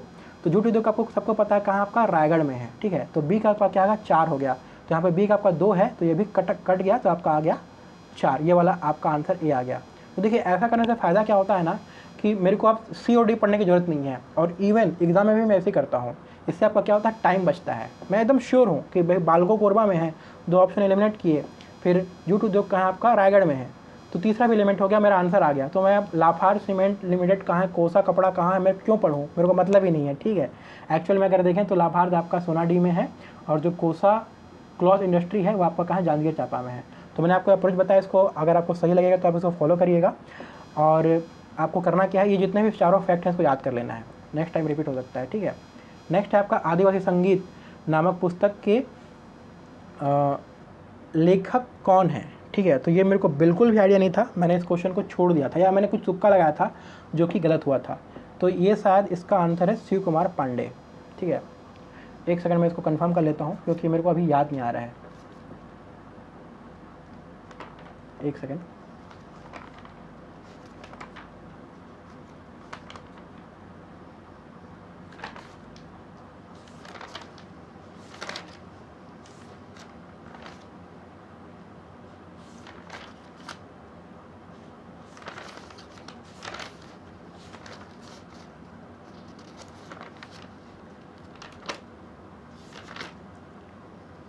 ओके सॉरी, मैंने जैसे मैंने आपको बताया कि मेरे को ये वाला क्वेश्चन मैंने बनाया था इसलिए मुझे याद नहीं था। इसका सही उत्तर है आपका डॉक्टर हीरालाल शुक्ल। ठीक है, तो आदिवासी संगीत इसको आपको याद कर लेंगे, डॉक्टर हीरालाल शुक्ल। ठीक है, डॉक्टर हीरालाल शुक्ल जो हैं वो उन्होंने आदिवासी संगीत लिखा हुआ है। तो देखिए अभी तक ये थोड़ा सा रेयर फैक्ट था। ठीक है, कुछ लोगों को पता था बट मुझे नहीं पता था। ठीक है, बट अब मैं इसको रट लूँगा क्योंकि ये अब रिपीट हो सकता है। ठीक है, तो ऐसे करके आपको लेके चलना है। ठीक है, PYQ आपको पूरे याद होने चाहिए, वो रिपीट हो सकते हैं। और उसके अलावा भी आसपास जो थोड़ा बहुत है मैं उसको याद कर लूँगा। जैसे शिव कुमार पांडे का भी मैं देख लूँगा इन्होंने क्या लिखा है, तारा शुक्ला ने क्या लिखा है, वेरा तो सबको पता ही है। ठीक है, तो ऐसा करके आपको PYQ से चीज़ों को निकालना होता है। ठीक है, चलिए आगे बढ़ते हैं। नेक्स्ट है आपका दो कथन है। पहला कथन है आपका घोटुल की उत्पत्ति के जनक लिंगोपेन है, जो कि बिल्कुल सही है, जो सबको पता है। लेकिन जो सबको नहीं पता है वो दूसरा वाला है कि लिंगोपेन बस्तर के भूमि का खेतिहर देव भी है। ठीक है, तो देखिए मेरे को, मैं जब एग्जाम हॉल में था तो मेरे को पहला वाला बिल्कुल अच्छे से पता था कि घोटुल की उत्पत्ति के जनक लिंगोपेन है। ठीक है, तो मैंने पहला वाला को सही किया तो मेरा क्या आया, ए गलत, तो मैंने इसको काट दिया। ठीक है, ए गलत और ए और दे दोनों गलत। ठीक है, तो मेरे को 50-50 में खेलना था। तो अब अल्टीमेटली मेरे को ये बताना है कि जो आर है वो सही है गलत है। ठीक है, दूसरे में आपको क्या बोला है कि लिंगोपेन बस्तर के खेतिहर देव भी हैं। तो अब देखिए अब यहाँ पे क्या बोल रहा है, बस्तर के खेतिहर देव। लेकिन जब हम घोटुल पढ़ते हैं तो हम इसमें खेती बाड़ी की ज़्यादा बात नहीं करते हैं, ऐसा मैंने सोचा था। अब मुझे नहीं पता कि इसका एक्चुअल सॉल्यूशन या फिर रीजनिंग क्या होगा, इसका लॉजिक क्या होगा। लेकिन मैंने एग्ज़ाम में ये सोचा कि भाई घोटुल जो है वो संस्कृति के बारे में है। ठीक है, संस्कृति का संरक्षण वहाँ पे होता है, संस्कृति को एक पीढ़ी से दूसरे पीढ़ी तक हम लेके जाते हैं। लेकिन यहाँ पे खेतिहर देव बोल रहा है। ठीक है, तो खेतिहर देव तो नहीं ही होंगे बोल के मैंने इसको गलत मारा और गलत मैंने इसको लिया, तो मेरा आंसर आ गया सी, और जो कि आयोग ने भी ये आंसर लिया था। तो देखिए मुझे ये पता नहीं था, मैंने थोड़ा कॉमन सेंस लाया कि इसको बनाया और मेरा सही हो गया। कई लोग इसको छोड़ दिए थे या फिर गलत कर दिए थे। ठीक है, फिर बाद में दावा पत्ती लगा रहे थे। तो ऐसे आपको थोड़ा बहुत कॉमन सेंस लगाना होता है वहाँ पे। ठीक है, जिससे आपका थोड़ा रेंज बढ़ेगा, आप ज़्यादा क्वेश्चन अटैम्प्ट करेंगे। ठीक है, निम्नलिखित में कौन से जिले में लिंगानुपात महिलाओं का सर्वाधिक है। तो इसका पहले कांकेर आंसर लिया था लेकिन बाद में करेक्ट करके कोंडा का हुआ था। बहुत ईजी एंड पहले भी आ चुका है, काफ़ी ईजी फैक्ट है। ठीक है, अगला आपका जननांकिकी लाभांश डेमोग्राफिक डिविडेंड छत्तीसगढ़ में which of the following age group has the highest population. तो देखिए इसमें क्या बोला है कि जननांकीय लाभांश की स्थिति में छत्तीसगढ़ में किस आयु वर्ग की बहुलता है। ठीक है, तो अब आपको छत्तीसगढ़ में बहुलता है सब सुनना ही नहीं है, आपको सिर्फ ये समझना है कि जननांकीय लाभांश क्या होता है।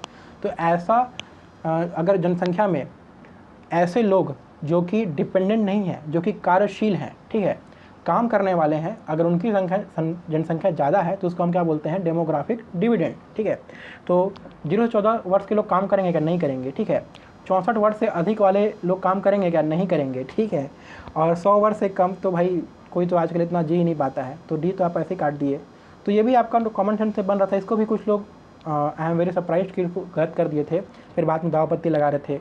ठीक है, तो ये आपका बहुत इजी था। कार्यशील जनसंख्या देखिए, तो यहाँ पे आप डेमोग्राफिक डिविडेंड का जो परिभाषा है उससे भी आप इसको निकाल सकते हैं। इसकी परिभाषा क्या है कि जो लोग निर्भर नहीं हैं, जो लोग आत्मनिर्भर हैं उनकी संख्या ज़्यादा हो और निर्भर लोगों की संख्या कम हो। ठीक है, तो निर्भर कौन है, 0 से 14 वर्ष के लोग निर्भर हैं, 64 वर्ष से अधिक के लोग निर्भर हैं। ठीक है, चलते हैं आगे। नेक्स्ट है आपका करंट का है, लेकिन थोड़ा पुराना करंट का था। ठीक है, रोका छेका अभियान कब शुरू हुआ, आपका 6 जुलाई को हुआ था। ठीक है, वैसे भी आपको इसको याद नहीं करना है, इस बार का आपका डेट होगा वो आपका अलग हो जाएगा।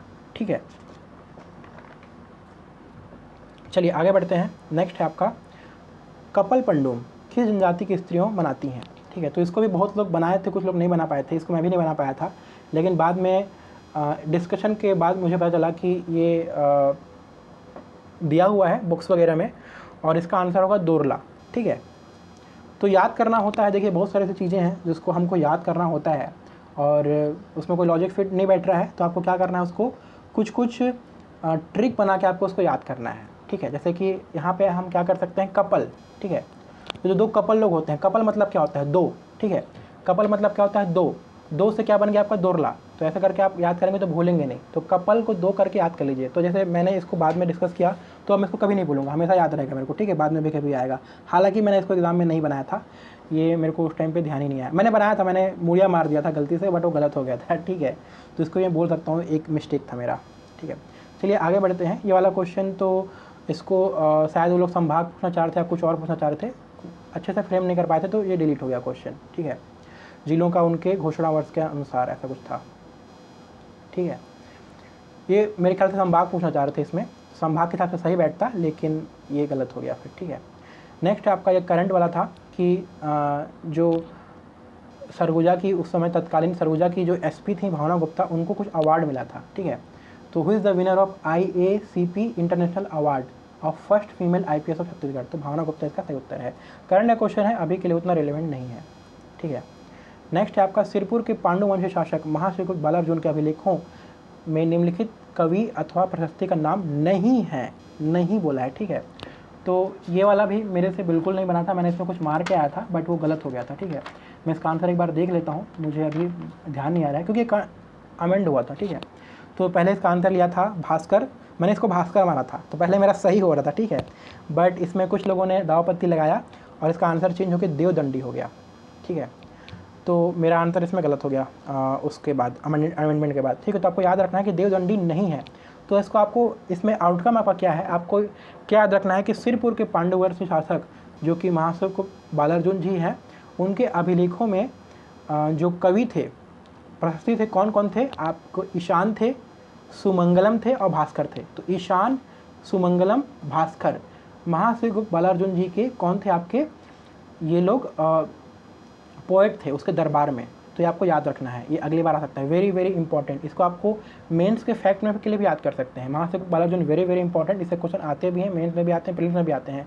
तो आपका एक पॉइंट बन जाएगा कि महाश्रीकुट बालार्जुन के दरबार में ईशान, सुमंगलम और भास्कर आपके वो थे, कवि थे, उसके प्रस्तुतिकार थे, ऐसा करके। ठीक है, तो अच्छा आपका एक यूनिक फैक्ट बन जाएगा। चलिए आगे बढ़ते हैं। नेक्स्ट है आपका निम्नलिखित में से कौन सा कथन सही नहीं है। आप इसको भी याद रखेंगे, ये जो कीवर्ड है नहीं वगैरह, इससे भी के लोग गलती कर देते हैं। प्रेजेंस ऑफ माइंड अगर नहीं है, बहुत घबरा रहे हैं एग्जाम में, तो आप इसको नहीं देख पाते हैं। ठीक है, तो पहला इसमें क्या बोला, छत्तीसगढ़ में जवा फूल एवं मोतीचूर धान की सुगंधित किस्में हैं, बिल्कुल सही है। ठीक है, तो बिल्कुल सही है ये। अब देखिए एक कहाँ कहाँ पे है, एक है आपका ओके एक सेकेंड, सुगंधित किस्में हैं। ठीक है, तो आपका ये वाला सही हो गया। ठीक है, और एक कहाँ पे है, तो आपका सी नहीं होगा, आपका डी नहीं होगा, आपका दो है। ठीक है, दो बच रहा है। अब देखते हैं दूसरे वाले स्टेटमेंट को पढ़ते हैं, तो उसमें क्या बोला, रेनफेड डेवलपमेंट एरिया का उद्देश्य वर्षा आधारित क्षेत्रों को एकीकृत फसल पद्धति के माध्यम से कृषि की उत्पादकता को वर्धक एवं टिकाऊ बनाना है। ठीक है, तो रेनफेड एरिया, तो इसको पढ़ने से हमको समझ में आ रहा है कि ठीक बात बोल रहा है ये। Rainfed area development aims to increase the productivity and sustainability of agriculture through irrigated cropping. तो एक कुछ आया था स्कीम करके रेनफेड एरिया डेवलपमेंट, उसका उद्देश्य क्या था कि आपका जो उत्पादकता वगैरह इसको बढ़ाना, तो ये भी आपका सही हो जाएगा। ठीक है, अब बचता है आपका काली कमोद और लोकटा माछी। ठीक है, काली कमोद और लोकटा माछी दलहन तिलहन की फसलें हैं, तो ये आपका गलत है, वो दलहन तिलहन की फसलें नहीं है। तो आपका आंसर क्या हो जाएगा, चूँकि यहाँ पूछा है कि सही नहीं है, तो आपका आंसर यहाँ पे क्या हो जाएगा, ए। तो इसको भी बाद में अमेंड करके इसको सही किया था, पहले इसको गलत किया था। ठीक है, आयोग ने। तो इसमें बताइए काली कमोद, आपके लिए एक टास्क है यहाँ पे, अगर आपको पता है या फिर इसको खोज के बताइए कि काली कमोद और लोकटा माछी अगर दलहन तिलहन की फसलें नहीं हैं तो किसकी फसलें हैं। ठीक है, काली कमोद और लोकटा माछी किस फसल के प्रकार हैं। ठीक है, आप इसको कमेंट में आप बताएंगे। ठीक है, बाकी यहाँ से हम याद क्या करेंगे, ये दोनों को याद कर लेंगे। देखिए जवा फूल वगैरह 2021 में भी आया था। ठीक है, तो थोड़ी चीज़ें रिपीट होती हैं। ठीक है। तो जो स्टेटमेंट सही है ना इसको पेपर के, उसको आपको सब याद करेंगे, हो सकता है कि ये रिपीट हो जाए, ठीक है, और उसके आसपास की चीज़ों को पढ़ेंगे। नेक्स्ट है आपका, निम्नलिखित में से किसे हल्बी के प्रथम साहित्यकार माना गया है। तो सब लोग लाला जगदलपुरी मारे थे, मैं भी मारा था, लेकिन जो लोग पढ़े थे उन लोग ठाकुर पूरन सिंह मारे थे, ठीक है। एक सेकंड में इसको एक बार कंफर्म कर लेता हूँ, क्योंकि मेरा गलत हुआ था, इसलिए फैक्ट मुझे अच्छे से याद नहीं है।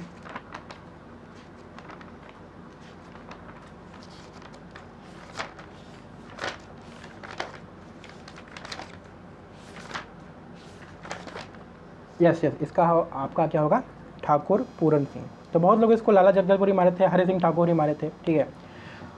तो आपको इसको याद कर लेना है, हल्बी के प्रथम साहित्यकार ठाकुर पूरन सिंह, ठीक है। चलिए आगे बढ़ते हैं। नेक्स्ट है आपका, हाँ देखिए ये जो क्वेश्चन है ना, ये सब लोगों को बहुत डिफिकल्ट लग रहा था, और मैंने भी इसको शुरू में छोड़ दिया था। मैं ये जितने भी पंचायती राज अधिनियम वाले क्वेश्चन थे, बहुत सारे क्वेश्चन आ गए थे, 5-6 क्वेश्चन मेरे से बन ही नहीं रहे थे, ठीक है, क्योंकि मैंने ये सब कुछ पढ़ा नहीं था। लेकिन लास्ट में जब मेरा 15 मिनट बचा था, 10 मिनट बचा हुआ था, तो मैंने कुछ उसमें लॉजिक लगाया था, लॉजिक लगा के मैंने सॉल्व किया था, और वो बाद में सही हो गया था। चलिए देखते हैं इसमें हम क्या लॉजिक लगा सकते हैं। यहाँ पे क्या बोला है, छत्तीसगढ़ पंचायती राज अधिनियम 1993 के बारे में निम्नलिखित में से क्या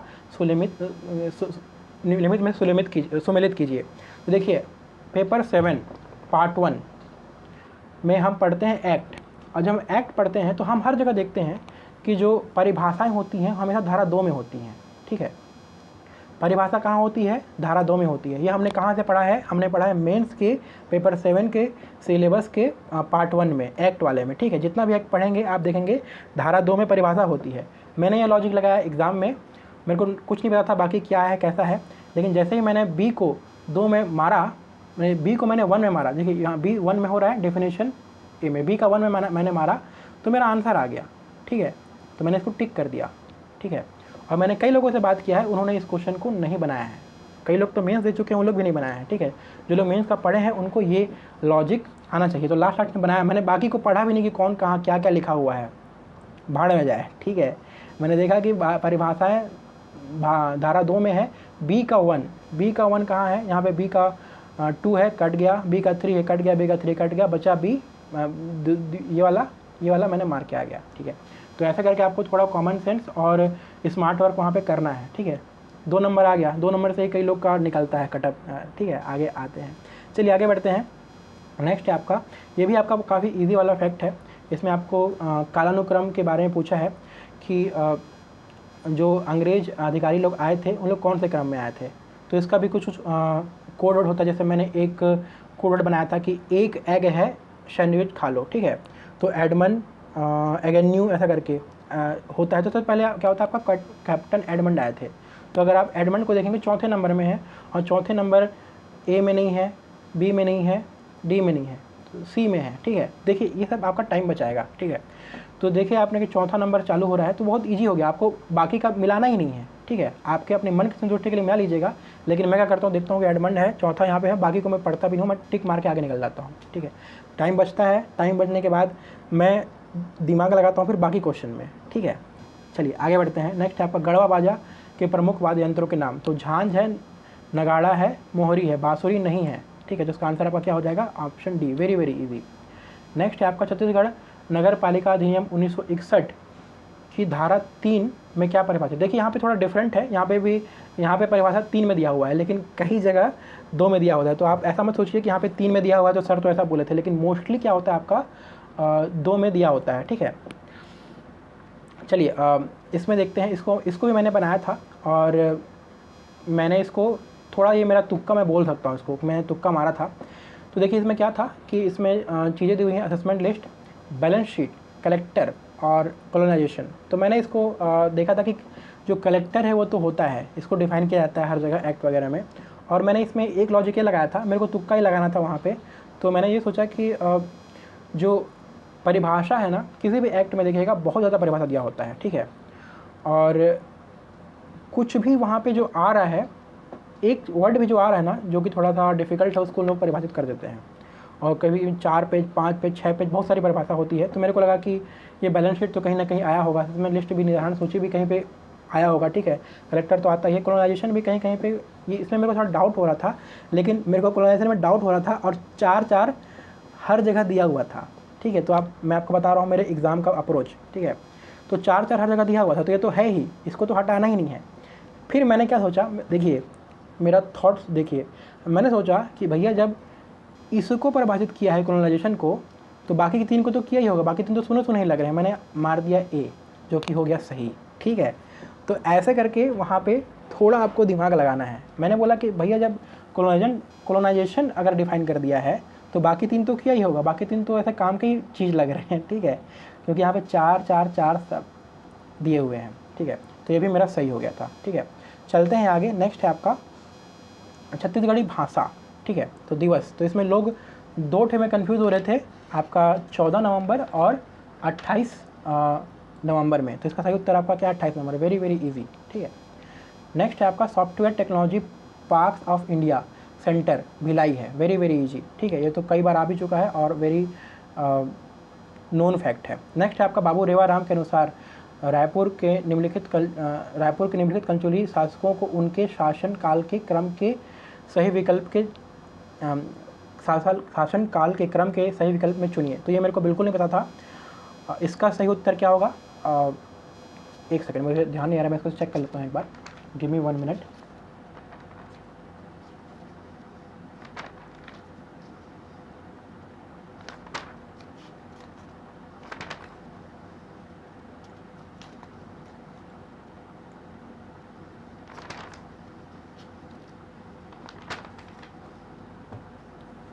ओके, इसका आंसर है आपका बी, ठीक है। तो आप इसको याद कर लीजिएगा, बी है। सबसे पहले मतलब मान सिंह जी आए थे, ठीक है, मान सिंह। फिर उसके बाद आपके आए थे चामुंड सिंह देव। उसके बाद 3 है जैत सिंह देव, ठीक है। और दूसरा आपका सोमदत्त। तो ये फैक्ट मुझे बिल्कुल नहीं पता था, ठीक है। मैं उतना डीप पढ़ता नहीं हूँ सीजी को, जो लोग थोड़े डीप पढ़ते हैं उनसे बना होगा, ठीक है। लेकिन आप ये समझिए कि कई चीज़ें नहीं पता है तो भी आपका कटअप निकल जाता है, ठीक है। तो ज़्यादा परेशान होने की ज़रूरत नहीं है, बेसिक चीज़ें उसी को पढ़ते रहिए। बाकी अभी अगर एक बार आ चुका है तो उसको आप याद कर लेंगे, ठीक है। नेक्स्ट है आपका अगेन छत्तीसगढ़ पंचायती राज अधिनियम 1993 के अनुसार प्रत्येक पंचायत एक निधि स्थापित करेगी जो पंचायत निधि कहलाएगी, और पंचायत द्वारा प्राप्त समस्त राशियाँ उक्त निधि का भाग होंगी। ये भी मुझे बिल्कुल पता नहीं था, नो आइडिया।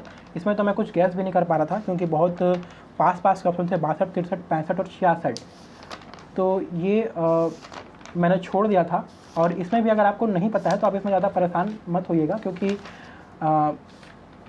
ऐसे बहुत सारे वो होते हैं आपके धारा हैं, बहुत सारे फैक्ट होते हैं, ठीक है। तो आप कितना याद करके बैठेंगे। एक मनुष्य के जो ब्रेन है उसका एक लिमिट होता है, ठीक है। तो आप इसको पूरा याद नहीं कर सकते हैं। इसका उत्तर क्या आपका 66 है। तो एटलीस्ट आप इतना याद कर लीजिए कि 66 में ये बात लिखी हुई है, ठीक है, कि अगर कहीं पे कुछ रिपीट हो रहा है तो आप उसको मैनेज कर सकते हैं, ठीक है। चलते हैं आगे। नेक्स्ट है आपका वेरी वेरी इजी, मुड़िया जनजाति में मृत्यु के अवसर पर बुजुर्गों द्वारा गाया जाने वाला क्या है आपका घोटुल पाटा। कई लोग मृत्यु मरम करके मरम मार के आ गए थे, ठीक है, लेकिन नहीं है, घोटुल पाटा इसका आंसर है। थोड़ा बेसिक पढ़ेंगे तो आपको ये आ जाएगा, ठीक है। नेक्स्ट है आपका 1937 में चुनावों के पश्चात मध्य प्रांत एवं बरार के विधानसभा के प्रथम मंत्रिमंडल में पंडित रविशंकर शुक्ल किस पद पे थे। तो शिक्षा मंत्री थे, कुछ लोग मुख्यमंत्री, प्रधानमंत्री तो बनेंगे नहीं, ठीक है, जन कार्य मंत्री भी बहुत दूर की बात है। तो दोनों में कन्फ्यूजन था, कुछ लोग मुख्यमंत्री मार दिए थे गलती से, लेकिन इसका सही उत्तर है आपका शिक्षा मंत्री, ठीक है। छत्तीसगढ़ के प्रथम उप मुख्यमंत्री कौन है।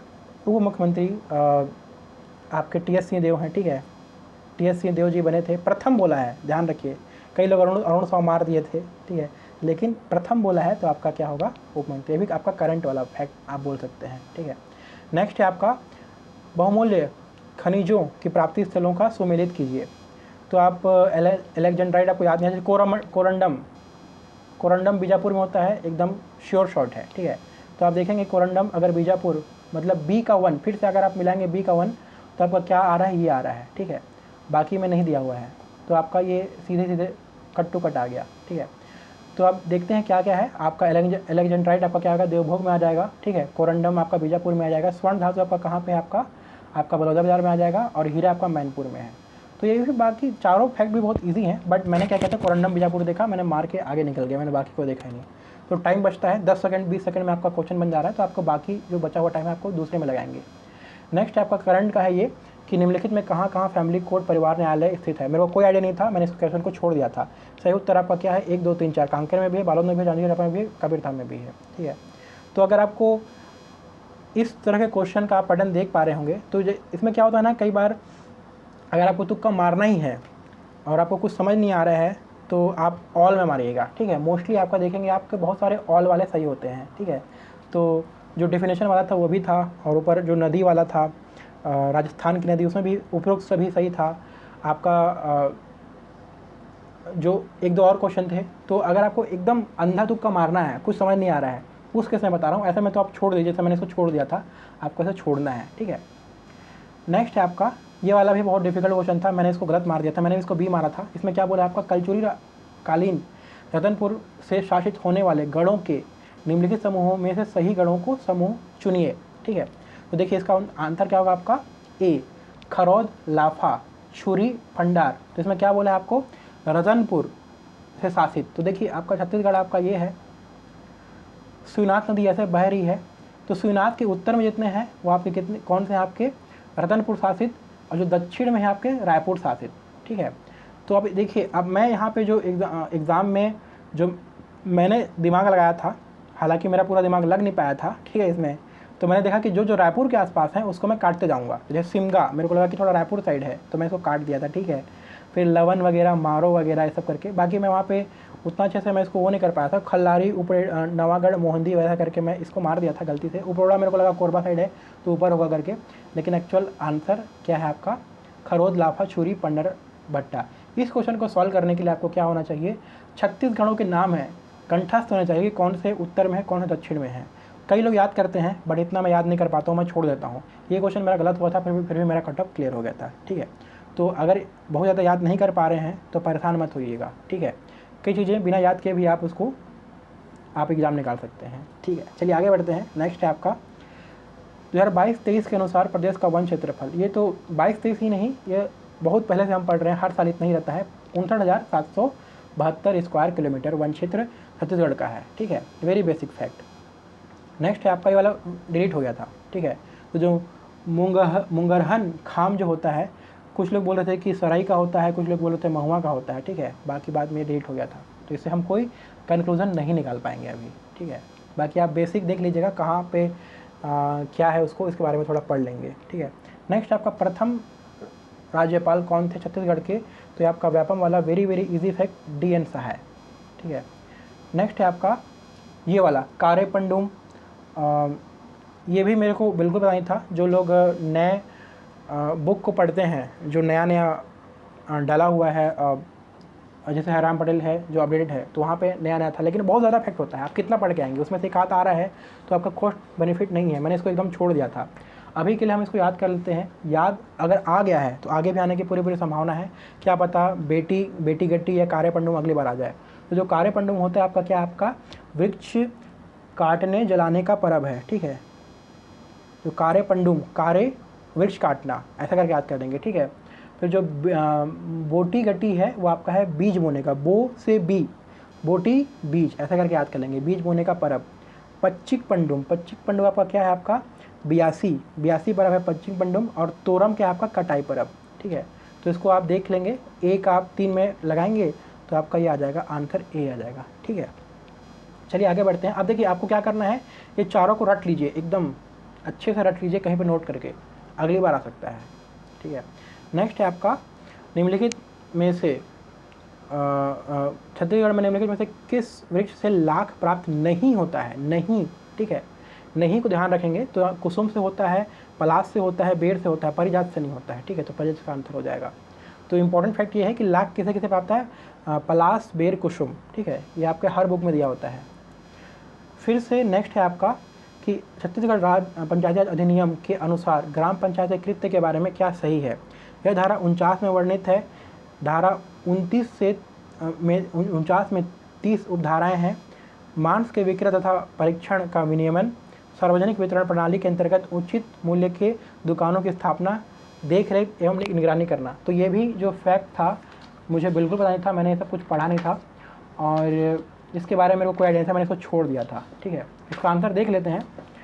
हम इसको याद कर लेंगे। इसका भी देखिए आंसर ऑल वाला है, ठीक है। तो देखिए मैं आपको बता रहा था एक जनरलाइज करके कि ऑल वाले मोस्टली सही होते हैं। तो ये चारों फैक्ट को आप याद कर लीजिए, क्या पता अगली बार आ जाए। बाकी परेशान नहीं होना है। कुछ लोग क्या करते हैं, जो लोग बहुत परफेक्शनिस्ट बनते हैं, वो लोग ये जैसे पंचायत राज अधिनियम है, इसका पूरा धारा, पूरा आर्टिकल, पूरा एक्ट याद कर लेंगे, लेकिन इतना ब्रेन का कैपेसिटी नहीं है। इतना अगर याद करने बैठ जाएंगे तो बाकी फिर चीज़ कैसे पढ़ेंगे फिर। 200 में 200 थोड़ी ना लगाना होता है, 130, 132, 138 में तो भी तो क्लियर हो रहा है ना कटअप, तो उतना तो आपको बन ही जाएगा बाकी क्वेश्चन से, ठीक है। चलते हैं नेक्स्ट। तो ये वाला क्वेश्चन भी डिलीट हो गया था, इससे हम कोई भी कंक्लूजन नहीं निकाल सकते हैं। ये मेरा सही हुआ था पहले आंसर के अनुसार, बट बाद में डिलीट हो गया था, तो ये भी मेरा एक लॉस हो गया था, ठीक है। चलते हैं नेक्स्ट। आपका क्या है, रोहिणी नायर अवार्ड, ठीक है। तो रोहिणी नायर ये आपका करंट वाला है, ये शायद आपको दीनानाथ आजकल को मिला था, लेकिन याद करने की जरूरत नहीं है। ये भी आपका बहुत ऑब्सक्योर करंट है, किसी बुक में नहीं दिया हुआ था, तो मैंने इसको छोड़ दिया था, ठीक है। नेक्स्ट है आपका PVTG के रूप में वर्गीकृत करने का आधार क्या है। तो बेसिस क्या होता है, इसके 4 अलग अलग बेसिस होते हैं। तो इसमें आपका घटती जनसंख्या, स्टैटिक जनसंख्या ये एक है, आपका साक्षरता का निम्न स्तर ये एक है। तो 2 और 3 आपका कहाँ पे है, आपका है 2 और 3 यहाँ पे, ठीक है। तो कुछ लोग जाति में कन्फ्यूज़ हो गए थे, लेकिन ऐसे में आपको क्या करना है कि देखना कि आपका, देखिए ऑप्शन देख के समझ में आ रहा है कि सिर्फ कोई 2 ही होंगे, तो 4 में से ना बेस्ट 2 चूज़ कर लीजिए, ठीक है। सेक्स रेशियो तो उनका अच्छा है ही, तो सेक्स रेशियो तो आधार होगा नहीं, तो इसका आप काट सकते हैं। तो चौथा यहाँ पे आप काट दीजिए। आपका क्या हो गया, आपका 1, 2 और 3 में आपको चुनना है। तो देखिए जाति तो कास्ट अलग ही चीज़ है। शेड्यूल, देखिए शेड्यूल कास्ट होता है, शेड्यूल ट्राइब्स होता है, और जो PVTG है शेड्यूल ट्राइब्स में होते हैं। तो यहाँ पे कास्ट का भी कोई हिसाब किताब है नहीं, वो लोग ट्राइब्स में आते हैं। और अगर आप बेसिक पढ़ेंगे भी ना, तो मेंस के लिए भी पढ़ते हैं इसको, ये दोनों एकदम एग्जैक्ट दिया हुआ है। टोटल 4 होते हैं, 4 में से ये 2 आपका है, ठीक है। तो इसको याद कर लीजिएगा कि ये घटती जनसंख्या या स्टैटिक जनसंख्या, मतलब एक निश्चित जनसंख्या न तो बढ़ रही है और बल्कि उल्टा घट रही है, ठीक है।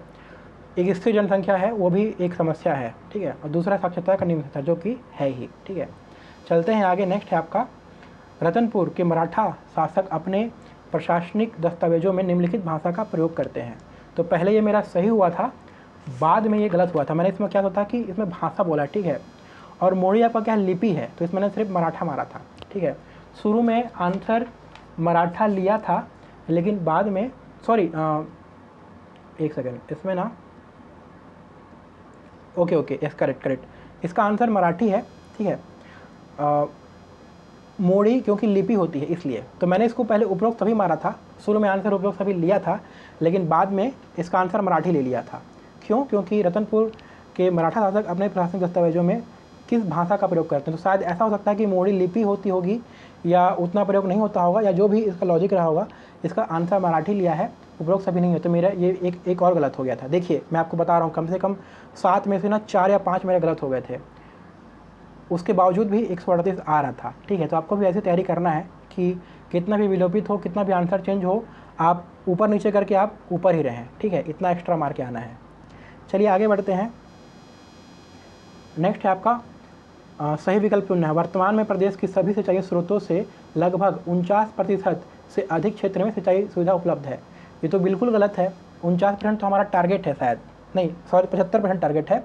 अभी लगभग शायद 38% है, जो कि हम याद करते हैं, करंट में भी आता है, इकोनॉमिक्स में भी आता है। 38% में आपका सिंचाई होता है, ठीक है।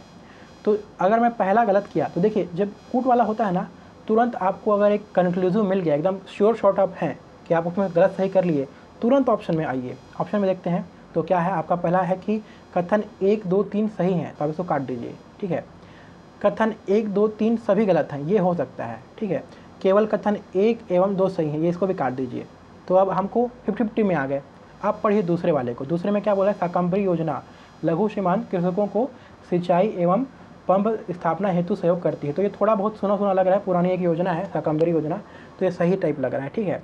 तीसरे में आइए, प्रमाणित बीज का उपयोग कृषि उत्पादन की उत्पादकता को वृद्धि का प्रमुख आधार है। तो बिल्कुल सही बात है, इसमें तो कोई गलत लग ही नहीं रहा है।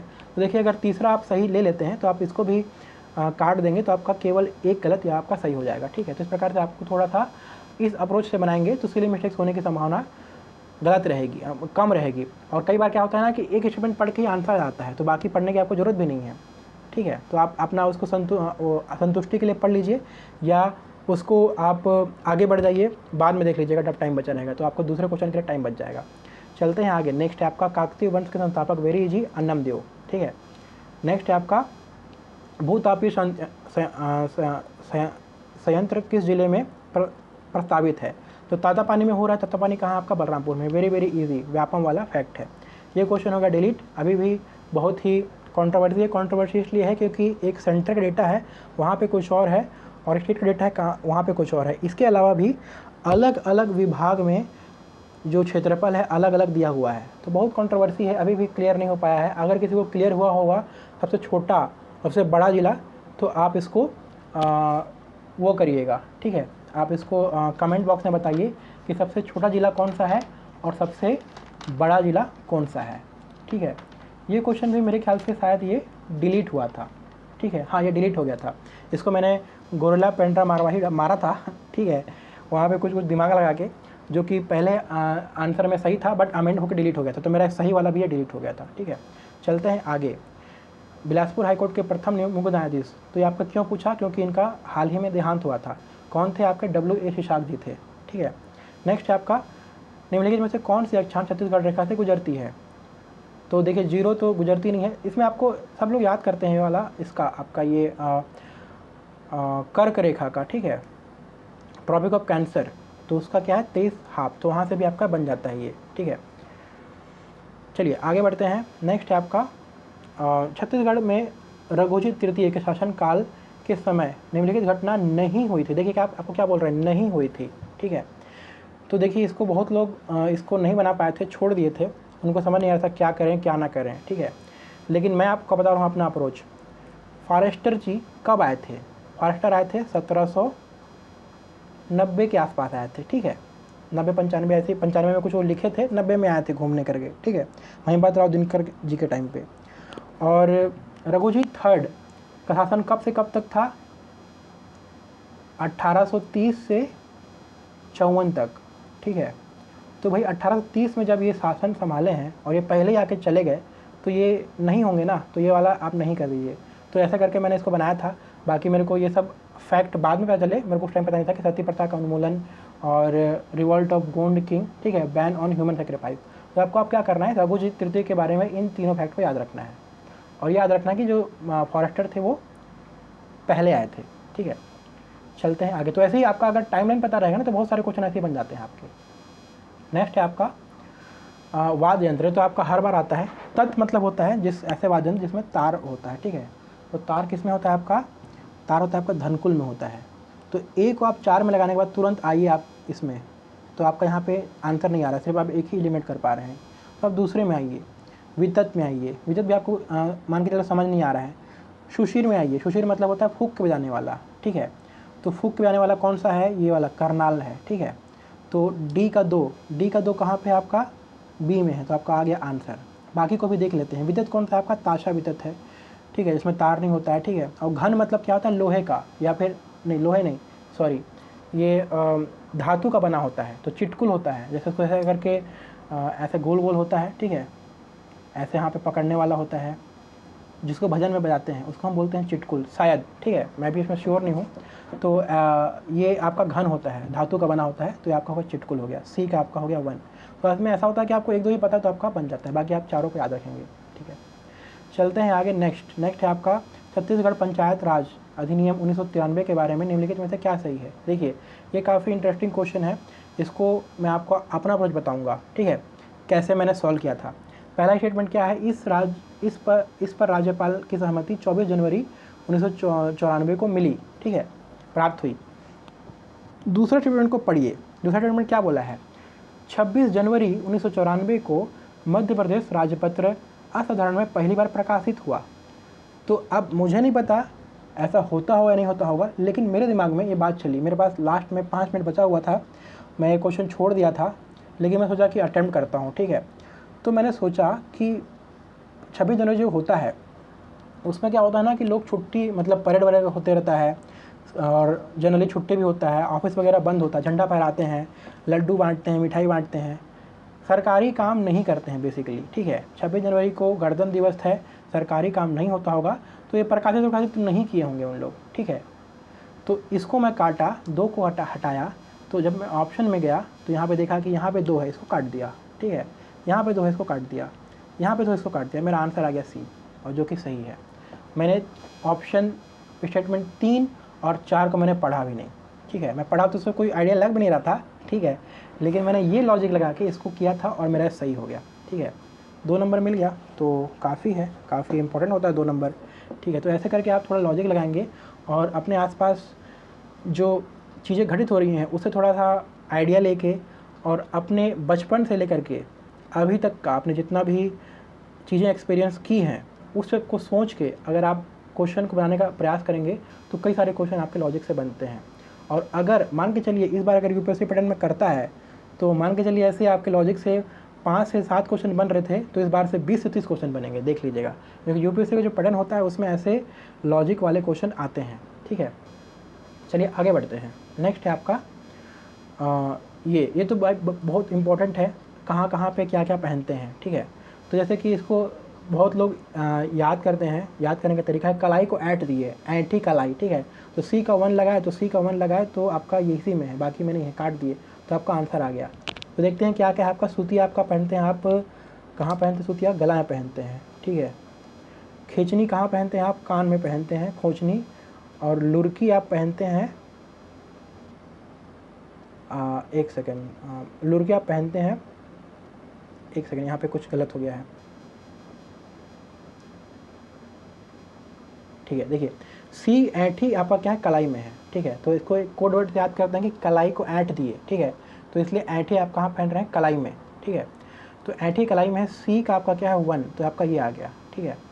अब देखते हैं बाकी क्या क्या है। सूतिया आप पहनते हैं गला में, ठीक है। खोचनी आप कहाँ पहनते हैं, आप बाल में, खोच दिए, ठीक है, बाल में आप खोच दिए तो खोचनी हो गया, ठीक है। लुरकी आप पहनते हैं कान में। तो इसके अलावा भी जितनी भी चीज़ें हैं आपको एक पेज में दिया रहेगा और किसी किसी में बुक में फ़ोटो बना के भी दिया होता है। आप पूरे आभूषण को याद कर लीजिए, आपका मेंस में भी काम आएगा, प्रीलिम्स में भी काम आएगा, ठीक है। चलते हैं आगे। 97 है, छत्तीसगढ़ राज्य कितने राज्यों को छूता है, 7 राज्यों को छूता है, ठीक है। तो इसको पहले बाई मिस्टेक इसको गलत कर दिए थे पहले वाले आंसर में, बट इसको अमेंड करके इसको सही किया गया था, ठीक है। तो 7 राज्य हैं। कौन कौन से राज्य हैं आपका, इधर है आपका झारखंड है, ठीक है, उड़ीसा है, फिर आंध्र प्रदेश है, तेलंगाना है, ठीक है, महाराष्ट्र है, ठीक है, एमपी है, यूपी है। तो अगर आपको नंबर याद नहीं है तो यहाँ पे गिन लीजिए ऐसा करके, ठीक है, 1 2 3 4 5 6 7 मार दीजिए टिक, ठीक है। चलिए आगे चलते हैं। नेक्स्ट है आपका ये धारा वाला, ठीक है। तो इसको भी ऐसा है कि आपको हर धारा याद करने की ज़रूरत नहीं है। अब इसमें देखिए एक चीज़ जो मैंने यहाँ पे वहाँ पे कॉन्सेप्ट लगाया था, जो निरसन होता है, ठीक है, रिपील, वो हमेशा आखिरी में होता है। तो मैंने देखा यहाँ पे आखिरी कौन सा है, 15वां है, सबसे बड़ा कौन सा है, 15वां। तो निरसन को मैंने डी को 2 में लगाया, ठीक है, तो डी को मैंने 2 में लगाया तो मेरा क्या हो गया, ये 2 ऑप्शन मेरा कट गया। तो मैंने इसको मैं देखा 50-50 अपन कुछ कर सकते हैं, ठीक है। तो 50-50 में मैंने इसमें एक सेकंड मैं देखता हूँ मैंने इसमें क्या लगाया था, ओके यस। तो इसके बाद फिर मैंने हालांकि मेरा गलत हो गया था 50-50 वाला, मैंने इसको डी मार दिया था, बट इसका क्या है आपका आंसर सी सही है, ठीक है। तो देखिए इसमें क्या है, अब इसमें जो दिया उसको याद कर लेते हैं। तो पहला क्या है, स्थायी समिति के सदस्यों की अवधि, ये आपका धारा 4 में दिया है। और कतिपय मामलों का विनिश्चय आपका धारा 11 में है। गढ़पूर्ति आपका 9 में है और निरसन आपका धारा 15 में है, ठीक है। तो इतना आप 4 याद कर लेंगे, क्या पता नेक्स्ट टाइम आ जाए, ठीक है। नेक्स्ट है आपका गोदावरी सवरी नदियों का जल ग्रहण क्षेत्र छत्तीसगढ़ के किस भौतिक विभाग में है। तो आप अगर नींद में उठा कर भी कोई बोलेगा पूछेगा तो आप इसको आ सकते हैं कि दंडकारण्य क्षेत्र में है, ठीक है। तो बहुत ईजी है, गोदावरी सवरी नीचे ही आता है, ठीक है, बहुत ईजी क्वेश्चन है, वापम वाला क्वेश्चन है। देखिए ये वाला है, ये काफ़ी अनफॉर्चुनेट हुआ था, बहुत लोगों का सही था लेकिन ये डिलीट हो गया। तो इसमें कुछ मिस्टेक रहे होंगे, शायद कहीं कहीं पे कुछ मिस्टेक है, तो इसको आप इससे हम ज़्यादा कंक्लूजन नहीं निकाल सकते। बट तरीका ये है कि मेंस के लिए आपको पेपर 6 पार्ट 3 के लिए कुछ आपको याद करने होते हैं। ऑल्सो पेपर 1 पार्ट 3 जो लैंग्वेज वाला है उसके लिए भी याद करने होते हैं। तो अभी से याद कर लेंगे तो आपको मेंस में भी काम आएगा, आपको एक आध क्वेश्चन उसमें ही बन सकता है। तो ये आपका हाना वगैरह है, इसको आप याद कर लेंगे। तो इस प्रकार से हमने 1.5 घंटे में देखिए कितना ईजिली हमने 100 क्वेश्चन बनाए। तो जिन लोग बोलते हैं कि टाइम का इशू है, तो मेरे को बताओ कि टाइम का इशू कहाँ है। ठीक है, हमने सारे क्वेश्चन पढ़े, सारे क्वेश्चन के ऑप्शन पढ़े। अगर मैं खुद अकेले करता, मैं समझाता नहीं आप लोगों को, तो और जल्दी कर लेता। तो थोड़ा प्रैक्टिस करिए और आराम से करेंगे तो टाइम का तो बिल्कुल इशू नहीं आएगा। देखिए आधा घंटा बचा हुआ है, तो आधा घंटा में हम और ब्रेनस्टॉर्मिंग कर सकते हैं और गूढ़ा गणित लगा के 3-5 करके जितने भी बचे हुए क्वेश्चन हैं उसको हम कर सकते हैं। ठीक है, चलिए। वैसे एग्ज़ाम का जो माहौल होता है थोड़ा डिफरेंट होता है। तो इस प्रकार से हमने ये वाला जो 2023 का पेपर था, इसको हमने पूरा देखा है। इसमें कट ऑफ गया है लगभग 136, तो जनरल का। तो इसके हिसाब से आपको ऐसा लग रहा हो कि बहुत ज़्यादा है, लेकिन एक्चुअल में देखेंगे ना तो ये आपका 126 नंबर है। जिसका 126 नंबर आया था ना, उसको 10 नंबर बोनस मिला है। ठीक है, 10 नंबर बोनस मिला है। ठीक है, तो अगर 126 नंबर है तो 126 में हम देखेंगे कितना होता है। 126 बटे हम 2 करते हैं, तो ये क्या हो जाएगा आपका, बटे 2 हम अगर करेंगे तो ये आपका आ जाएगा 63 क्वेश्चन। ठीक है, तो मान के चलिए अगर आप 100 में से आपके 70-80 भी सही हो रहे हैं, 70 या 72 क्वेश्चन भी अगर सही हो रहे हैं, तो आप आराम से इसको कटअप को क्लियर कर सकते हैं। General cutoff, UR cutoff. ठीक है, और मैंने जो आपको तरीका बताया था, तरीका ये है कि आप थोड़ा एक्स्ट्रा बनाया करिए। जैसे मैं आपको बताया एक्स्ट्रा कैसे बनाना है, थोड़ा सा ब्रेनस्टॉर्मिंग करना है, पहले ख़त्म कर लीजिए, 1.5 घंटे में ख़त्म कर लीजिए। आधा घंटा बच रहा है, उसमें आप बहुत लॉजिक लगाइए।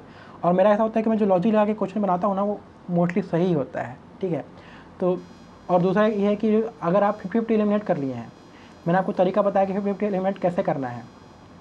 आप एक स्टेटमेंट पढ़िए, उसको सही या गलत अगर आप कंक्लूज कर लिए हैं, तो आप ऑप्शन को काटते जाइए।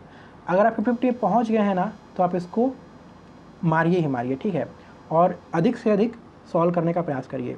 जैसे मैं आपको बताऊं, अगर मेरा खुद का 138.35 आया था। ठीक है, बोनस जोड़ के। ठीक है, तो अगर 4 क्वेश्चन जो डिलीट हुए थे वो अगर नहीं हुए होते, और 5 मैंने आपको गिनाया, 5 सिली मिस्टेक हुए थे। मैं सॉरी आपको भूल गया, मेरी सीजी में भी कुछ सिली मिस्टेक्स हुए थे, मैं आपको बताना भूल गया। तो कुल मिला के मेरे 5 सिली मिस्टेक्स हुए थे, और 4 मेरा जो सही था वो डिलीट या फिर अमेंड हो गया था। ठीक है, तो मेरे 9 क्वेश्चन का मेरे को लॉस हुआ था। ठीक है, एक तरह से मैं बोल सकता हूँ कि 9 क्वेश्चन मैं और सही कर सकता हूँ। तो 9 अगर 18 करेंगे और उसका जो बोनस वगैरह सब जोड़ देंगे, तो मेरा लगभग 160 आया होता। तो मैं अगर देखूँ, मैं बताऊँ तो मैं 160 के आसपास का बना गया था, मैं 160 तक का लेके चला था। ठीक है, कट पीट के 138 आया, तो मैं शुरू से ही बहुत श्योर था, मैं निश्चिंत था, ना मैंने कोई दावत नहीं किया, ना मैंने कोई भी मैं परेशान नहीं हुआ। मैं अगले दिन से ही मैं थोड़ा रिलैक्स करके चिल करके 5-6 दिन से मैं मेंस में पूरा लग गया था चुपचाप से। इस बार देखिए मेंस का रिजल्ट बहुत लेट आया। ठीक है, लगभग 12 फरवरी के आसपास, हाँ इसी के आसपास, 11 फरवरी के आसपास आपका हुआ था प्रीलिम्स, और आपका आया था 22 मार्च को। ठीक है, तो 22 मार्च के आसपास या 22 से 24 मार्च के आसपास आपका रिजल्ट आया था। तो ये जो टाइम है ना, अगर आप बॉर्डर में रहेंगे, देखिए सबसे बड़ी समस्या क्या है, अगर आप बॉर्डर में रहेंगे ना, तो ये जो टाइम है, ये 40-50 डेज़ का जो टाइम है ना, ये आपका वेस्ट हो जाएगा, आप मेंस में पढ़ नहीं पाएंगे। इसलिए जब आप तैयारी कर रहे हैं, तो आप ऐसा तैयारी करिए कि आप एकदम मार्जिन से क्लियर करें। ठीक है, तो अभी से उसके लिए तैयारी करिए, डेली पढ़िए, डेली थोड़ा थोड़ा एक्स्ट्रा एफर्ट डालिए।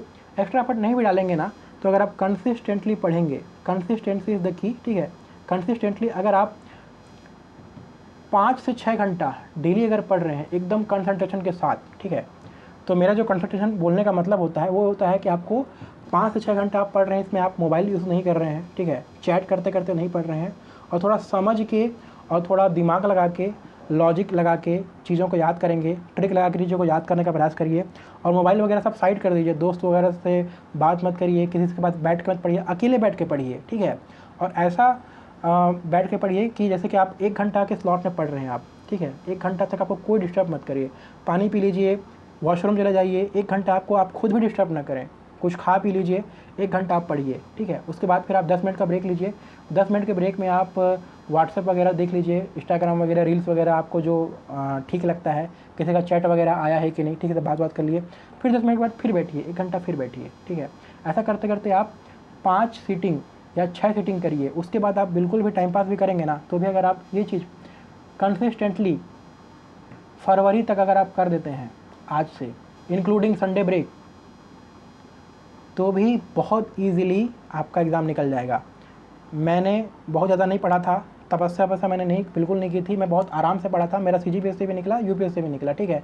CGPSC का मेंस भी निकला और UPSC का मेंस का भी रिजल्ट आना बाकी है। मैं इतना ही पढ़ता था, मैं बहुत ज़्यादा नहीं पढ़ा था, लेकिन मेरे अंदर जो डिफरेंस था वो क्या था, मैं कंसिस्टेंट था।